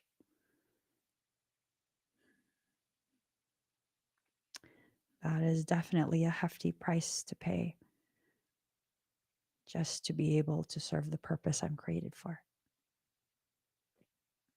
Yeah. So appreciate your luxury of anonymity. Appreciate that. Understand how beautiful that is.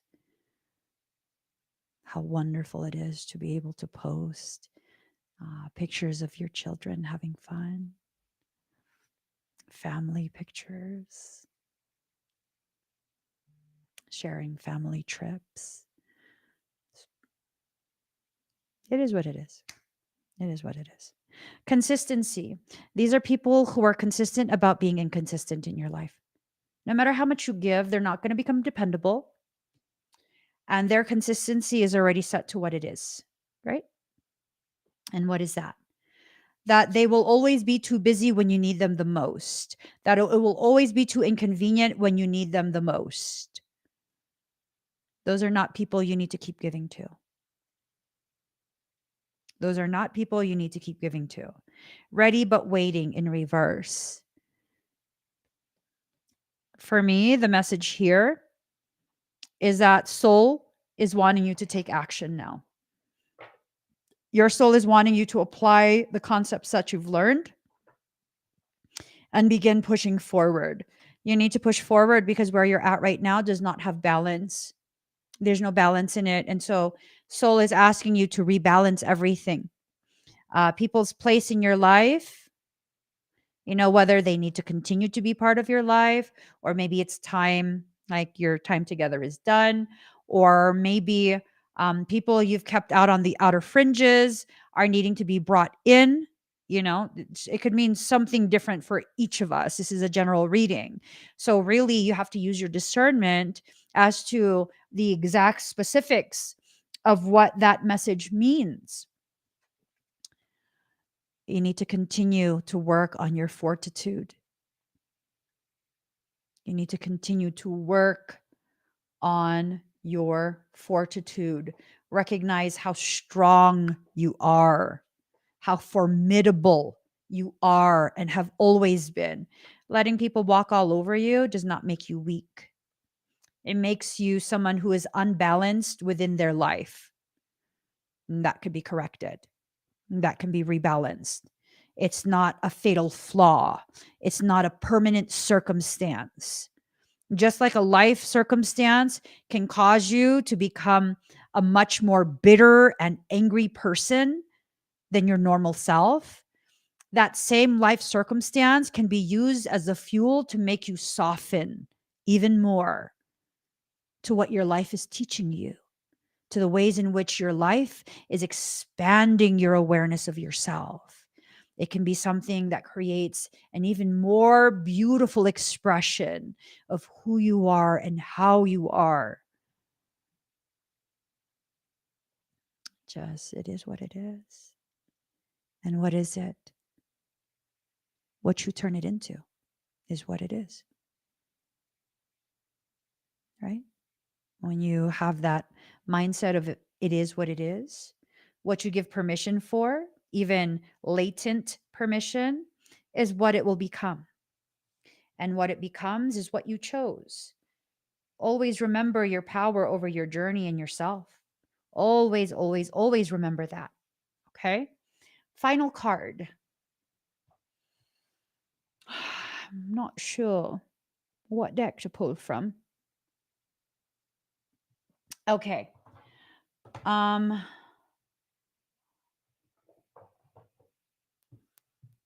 going to pull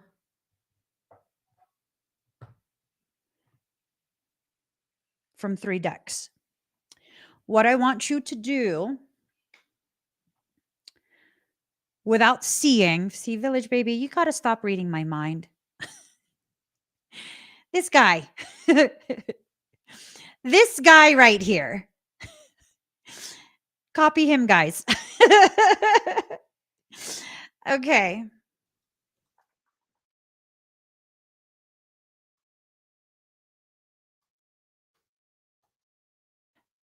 This guy. All right, here goes. You're going to choose #1, #2, or #3. And before you choose, what I want you to do is think of the thing, the circumstance that has been stressing you out the most. Okay. And as you do that, put hashtag 1, 2, or 3 to claim that reading. And as you do that, I'm going to go ahead and start shuffling cards. Okay. I'm going to start shuffling. Hold on. My laptop is being funky. All right.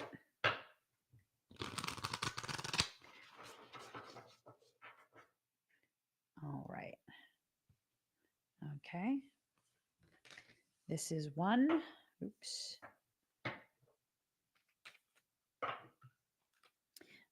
This is 2.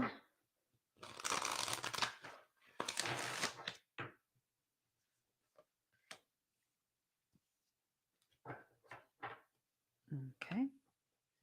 And this is 3. 3 leches. So my language is Tagalog, right? And Tagalog, Filipinos, we were colonized by Spain. Reason we're even called Philippines is because we were considered a territory of King Philip, right? So Tagalog has a lot of words that are Spanish sounding, but they oftentimes have a different meaning.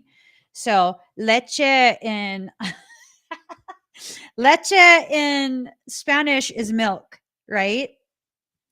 Leche in Spanish is milk. In Tagalog, if I understand this right, it means bitch. Leche. Bitch. Yeah. I don't know. I don't know. I just used to hear my aunt say it a lot. All right. Let's get ready. Okay? So for those who did hashtag 1, I know, guys. I know. I'd be like, leche. I'm just saying. All right, here. Ooh. For people who chose hashtag 1, think of your circumstance. Can you keep that for me in the, what is that? Ooh, could you put it in the microwave for me? I'm almost done. Thank you. Sacrifice. There are those worth making. There are those that will destroy you. Hashtag 1. Okay. Not all sacrifices are worthy of you. We know that in the world of the air, there is often a need to choose between what is wanted now and what is best to wait for. And in your language, this sometimes means sacrifice. We have heard of the stories you have told each other, and the deities of the land and the sky have done this. In the ocean, there have been great sacrifices too. The whales sometimes have beached themselves to feed their communities of people, your ancestors. They are more evolved and they know that at times the individual lifetime is not as sacred as the soul's evolution. Let me read that line again, okay? At times, the individual lifetime is not as sacred as the soul's evolution. In your world, there is a tale of the great deity of masculine power, Odin, the father god of your Nordic peoples, and how he drank from a pool of wisdom, water, the wisdom bringer.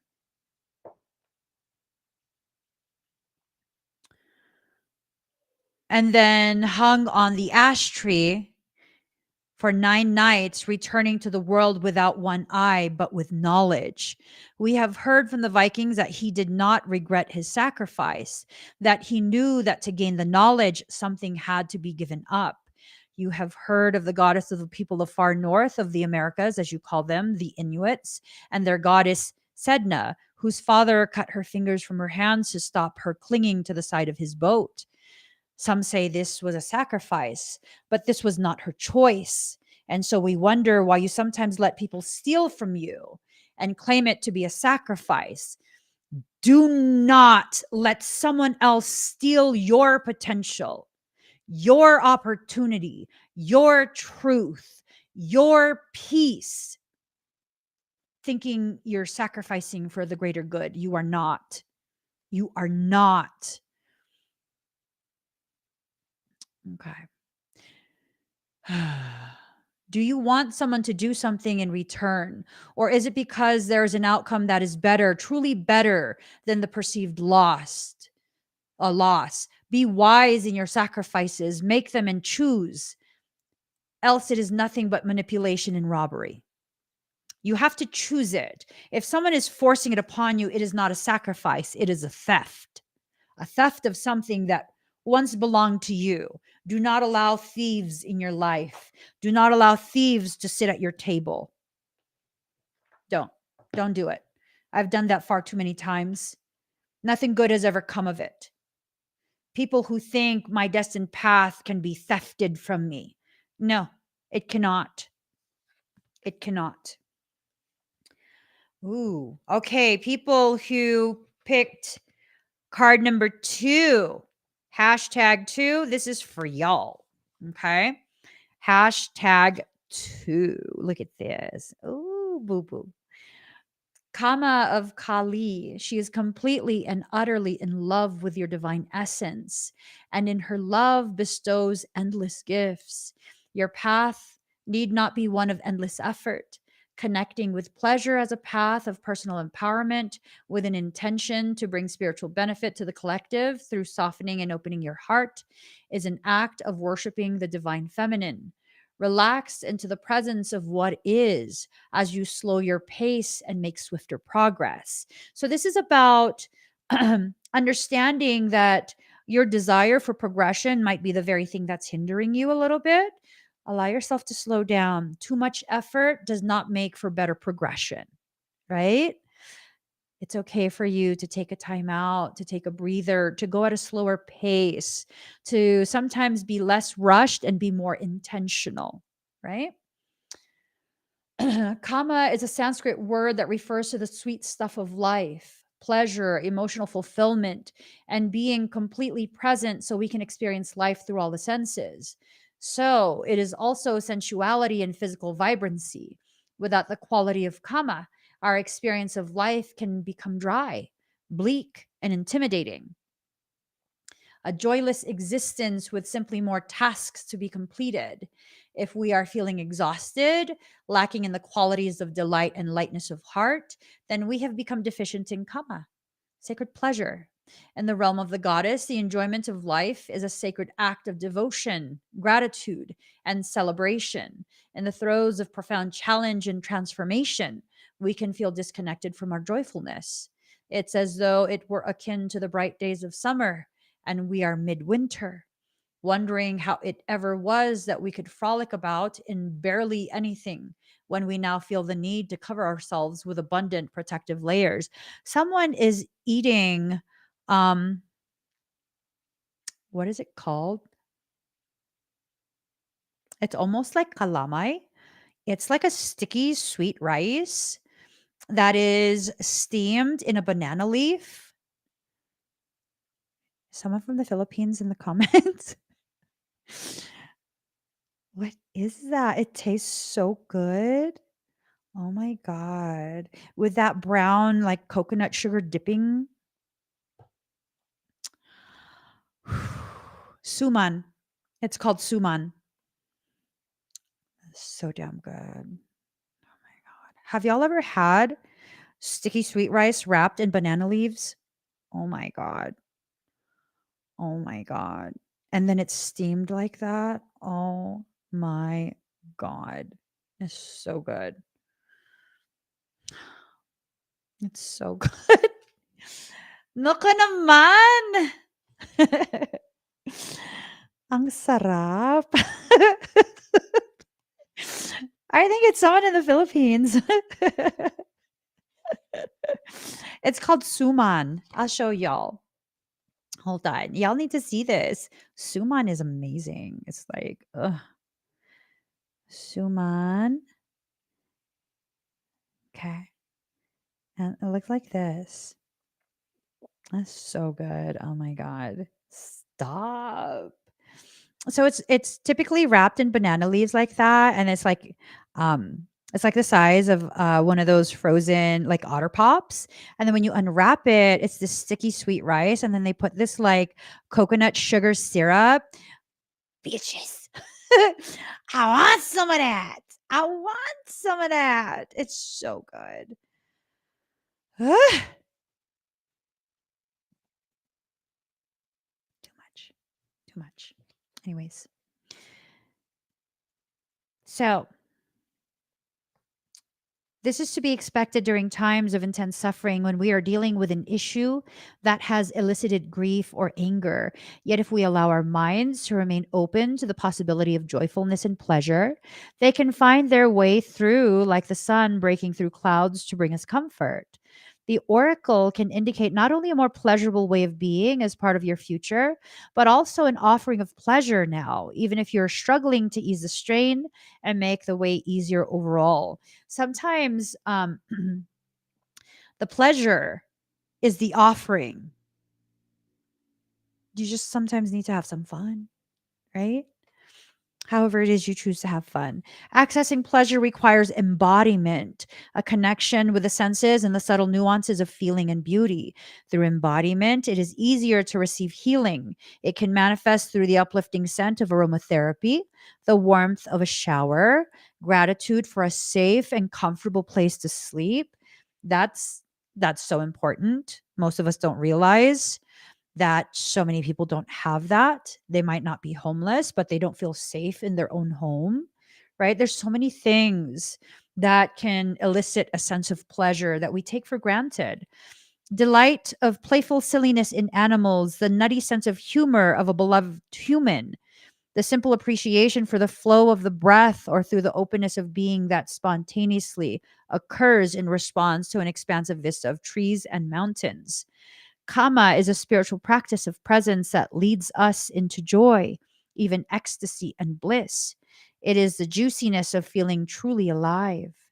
If we have a complicated or confused attitude towards pleasure, the natural need for it can be denied or repressed. Pleasure does not require copious amounts of money, material things, or any of that. I take pleasure in people watching. I take pleasure in just staring at the sky for like an hour. I take pleasure at going to a park, a completely free park, and just sitting in the sun sometimes, or sitting in the shade and seeing how the sun plays with the shadows. I take pleasure in the most random things. One of my most like closely held moments of pleasure was driving through the deep desert, no cities around for several hours. And I had my husband pull off. Like he had to exit. It was literally nothing for hours. And he drove down this dirt road for a little ways because I had to go tinkle. We were homeless at the time. We were living in the RV, technically homeless. I don't consider myself homeless. I didn't then. I don't now. But by all definitions, we were categorically homeless. And he pulled over and I went to go use the bathroom. I was following in a different vehicle. And like, wow. Wow. I didn't even use the RV bathroom. I went and I decided to just pop a squat. I know it's TMI. I decided to just pop a squat in the middle of the desert and go tinkle while I looked at the galaxy above me. Mm, it was so beautiful. It was so beautiful. If you've never experienced that, and I could see the entire sky shifting, and it looked like the pictures of the Milky Way. It wasn't just stars. saw galaxies that cost no money. None. No money at all. None. Right?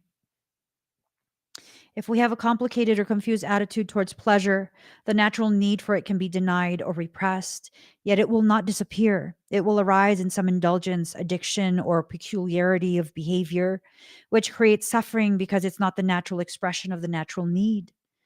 The Kali of Kama helps us reconnect to our need for pleasure and its healthy expression. The oracle speaks of a gift entering your life from the will of the goddess. It's an invitation to relax and to receive. To be able to embrace joyfulness is a gift. It provides us with relief and release when the path has been truly difficult. It is the summer to the soul's winter. You can decide these things for yourself. You can choose when to enter into that state of natural expression of your natural need for pleasure, right? And for those who chose #3, y'all ready? Are y'all ready? Card number 19.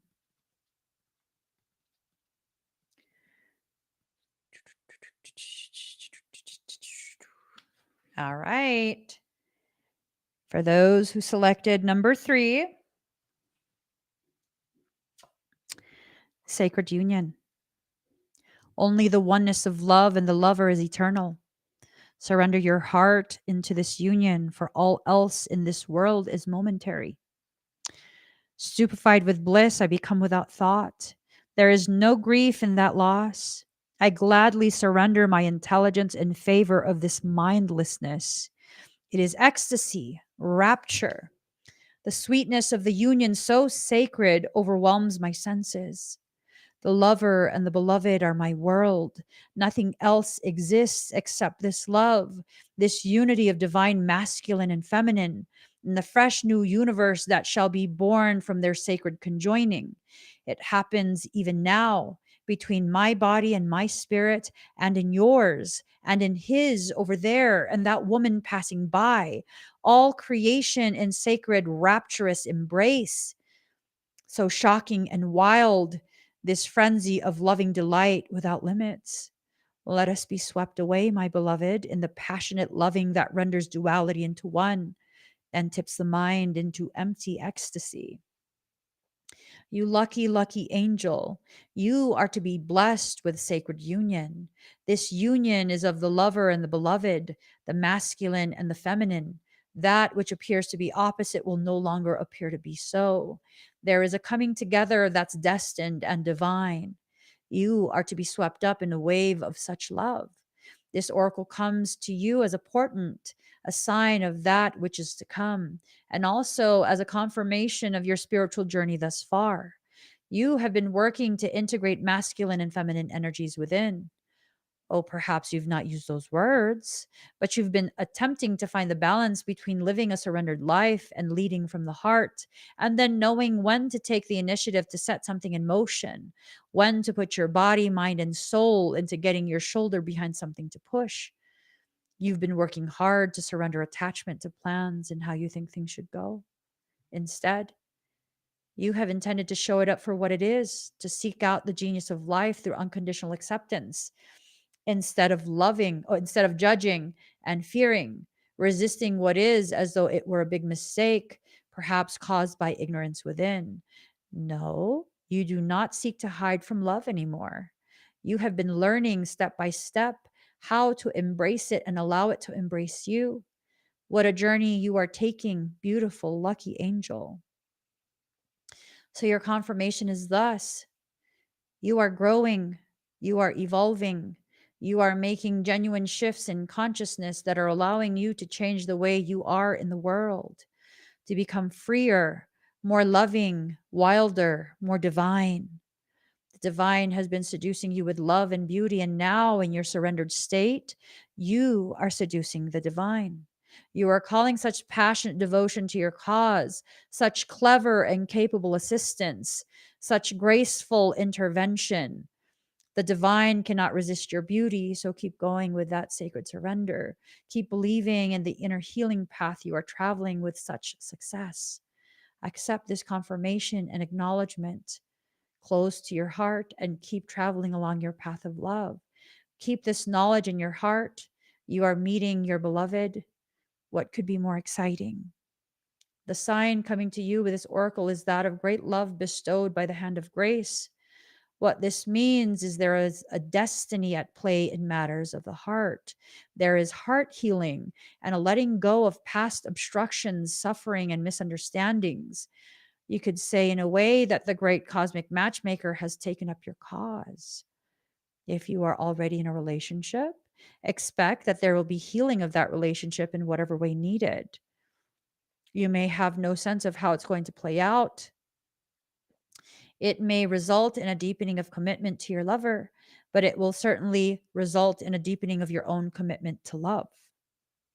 If you're open to attracting a new and significant relationship into your life, perhaps a life partner, soul friend, or other supporter of your life journey, then the divine is hearing your call and is answering.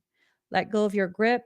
Do not hold on to a particular person, to a particular fear or fantasy. Instead, open your arms as if expecting your lover to run straight into them.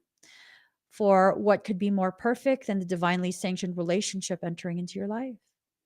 It will move you. It is likely through romance, but it could be through soul satisfying partnership. The soul for whom you've been waiting so your life path and heart inspired work can continue to develop. It could be through the presence of a child or even a coming together of your own inner masculine and feminine, so that you finally have a clear sense of your purpose in life and the means through which to take action on it, even if that action is to surrender yet again. This oracle also comes with a particular piece of guidance for you. No matter what has been, what has succeeded, and what has appeared to fail, what has been loved and what has been lost, there is only one truth that will prevail in your life, without failure, without exception, and that is love. It is all you are truly seeking. It is behind every experience seeking you. Do not stand back from it. Do not put yourself aside. Turn down your eyes and pretend you cannot be seen by the world. Be bold. Claim the love that's your divine birthright and know that sacred union is yours, destined in the heavens and blessed by the great beloved. That union between the self and the soul. That union between yourself and your community. Village baby, are you here?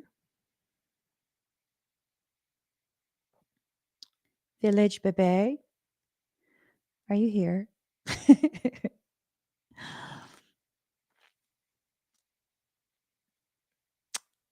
um,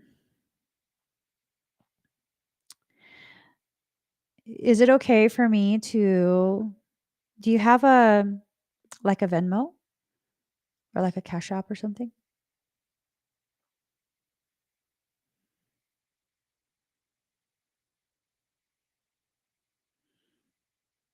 As I was reading that, I was told something.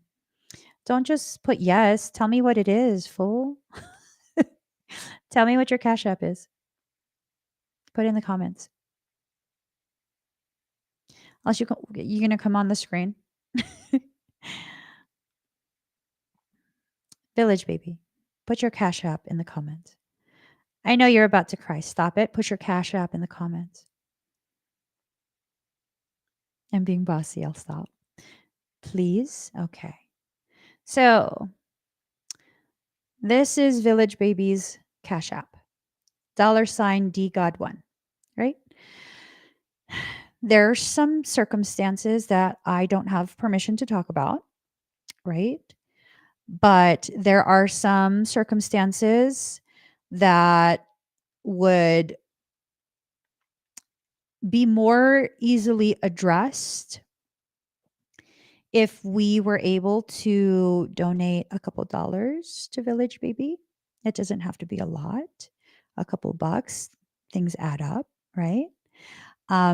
The sense that I got as I was reading that, because you were so adamant that you wanted from stack 3, Is that right now what you're needing as someone who has served as an expression of divine masculine energy and typically does not ask for anything and has a hard time receiving?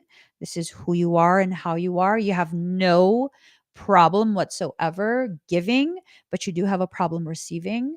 And right now, what you need is to receive community, right? Receive community love, community support. There's some rough patches that the community can help you to sand down so life can feel smooth again. Smooth in the way that you make for other people. You are someone who I've known you for quite a few years at this point, and you've always been a testament to what a divine masculine energy is. You just always have. You always have. Always respectful, always loving, always supportive, not just of me, but of everyone in our community. You know, there's been many, many instances where you could have responded in an unhealed way and you didn't. Instead, you chose to always remain in this sacred masculine space and continue to serve as a testament to that divine masculine, right? So, doesn't have to be large amounts, guys. $1, $2, $5, whatever. It all adds up. It all adds up. And I'll leave it up to Village Baby to share what's happening or not share. It's not my place to tell your story.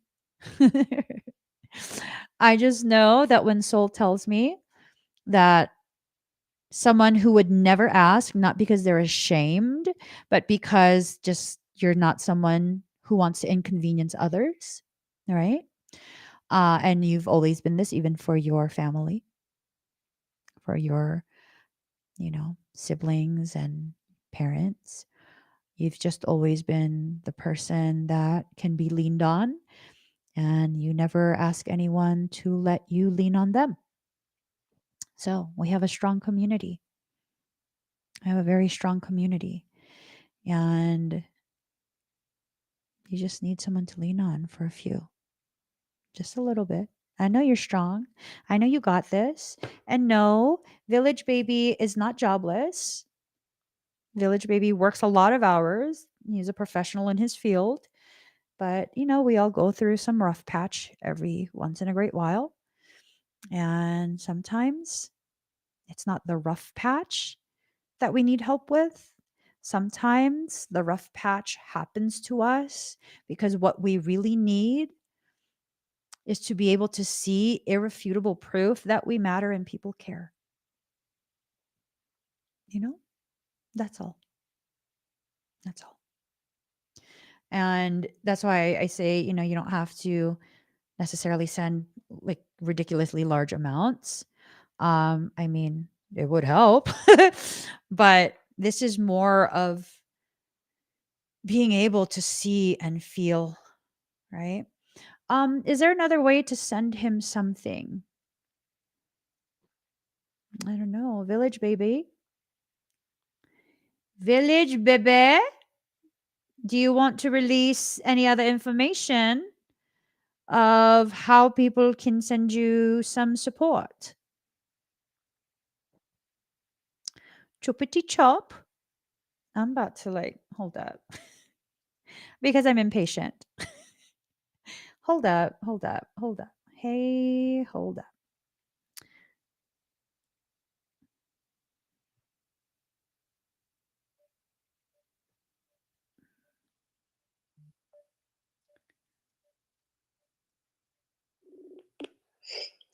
Hello. I'm here. What you doing? Sitting in the parking lot crying right now. I knew it. You're amazing. I just, it's important for you to feel it.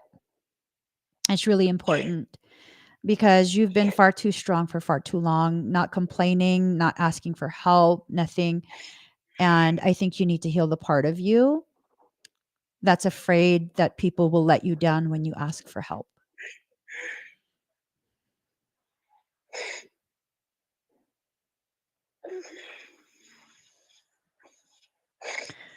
Thank you. But hold on, I'm looking for a PayPal link right now. Okay. I'm looking for it. Give me Okay. a second. All right. I will get off the phone with you so that you can facilitate the finding of this PayPal link. Oh no, you're fine. Are you sure?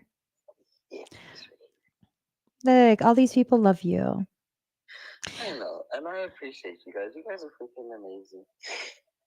Guys, I Genuinely. I want to share when I was running a GoFundMe for my brother to raise funds for his medical care, his medical supplies. D was going through something himself. I don't remember what it is anymore, but he went and sent a fat amount. He didn't even hesitate. And no, we weren't close. I think you had been gone for some time, right? And you barely came back. Yeah, I was gone for a little bit. Yeah. And he saw someone in need, and I was in tears because I was like, "You need this. You're going through something yourself." And he's like, "No, you need it more." So, Hold on. All right, focus, dude. All right, here you we got to go. focus. PayPal. All right, boom, up. Okay. So, the handle on the screen, that is Village Baby's Cash App. And then he's going to comment his PayPal and whatever amount that is doable. I'm sure Village Baby would agree that we don't want you struggling, just so that he feels loved. Would you be okay with that? No, because that's I don't want people to put their own self in detriment. Whatever you guys have that is extra, that is fine. Yeah. I don't want to put other people in jeopardy. Yeah. There. There's his PayPal link. I'll put it in the. Oh, you know what I'll do? Hold on. I will put that in the QR codes. Give me 1 second.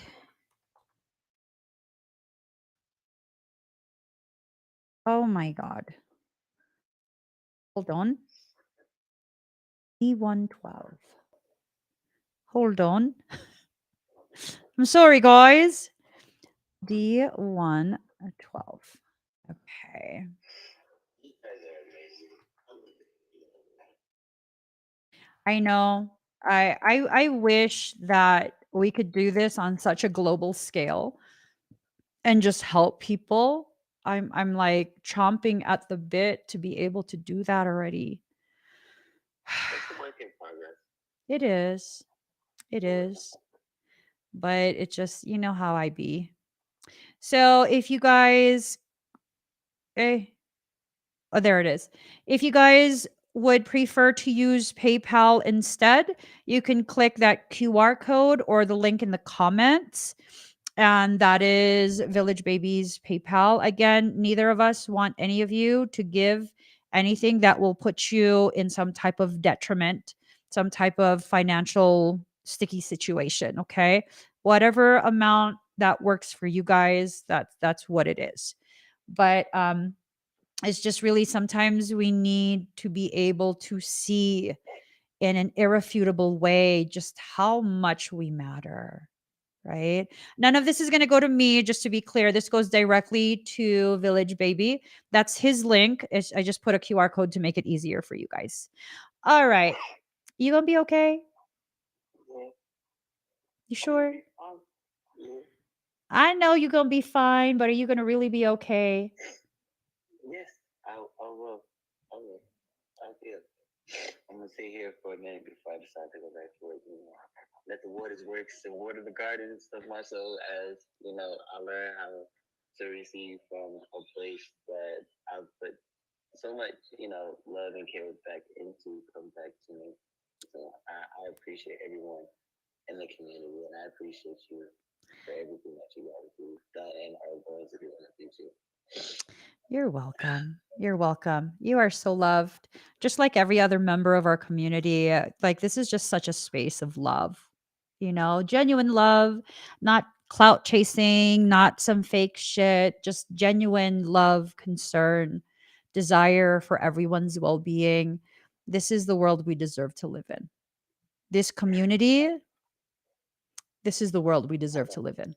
It starts here, but we're gonna be far and wide. You guys just wait. All it takes is a little bit of time. Not our time, but a little bit of time. Just a little bit more. We'll be there. We'll definitely be there. All right. Village baby, I gotta let you go. I gotta end the live because you know your girl gotta eat. Oh, all right. Bye. So, guys, again, don't send more than what is okay for you to send.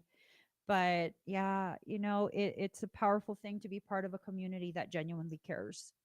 Genuinely cares. This is what you're part of. A space where we all care about each other, right? Again, this is not no fake shit. This is not no clout chasing shit. This is not some orchestrated whatever that people be doing. That's not how my heart works. That's not how your heart works.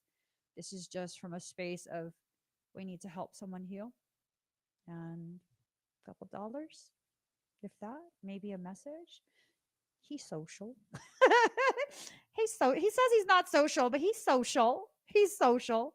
I'm sure if y'all messaged him a nice little message, even if you can't send anything, just a nice little message, that make him feel real good. Let's keep him in the parking lot crying. Keep him in the parking lot crying. Everyone message him. I gotta go eat, you guys. I just love being part of this community and the ways we affect each other's lives in such a powerful manner. Let's keep doing it. Let's do it even more. Let's amplify it. Let's bring more people in. Let's spread the norm for us. Let's make the norm here the norm for the entire world. Let's do it. I'm ready. I know you're ready. We are ready. Let's do it. So, guys, please give this video a thumbs up. If you haven't already subscribed, please do subscribe. Turn on that notification bell. Join me when I'm live.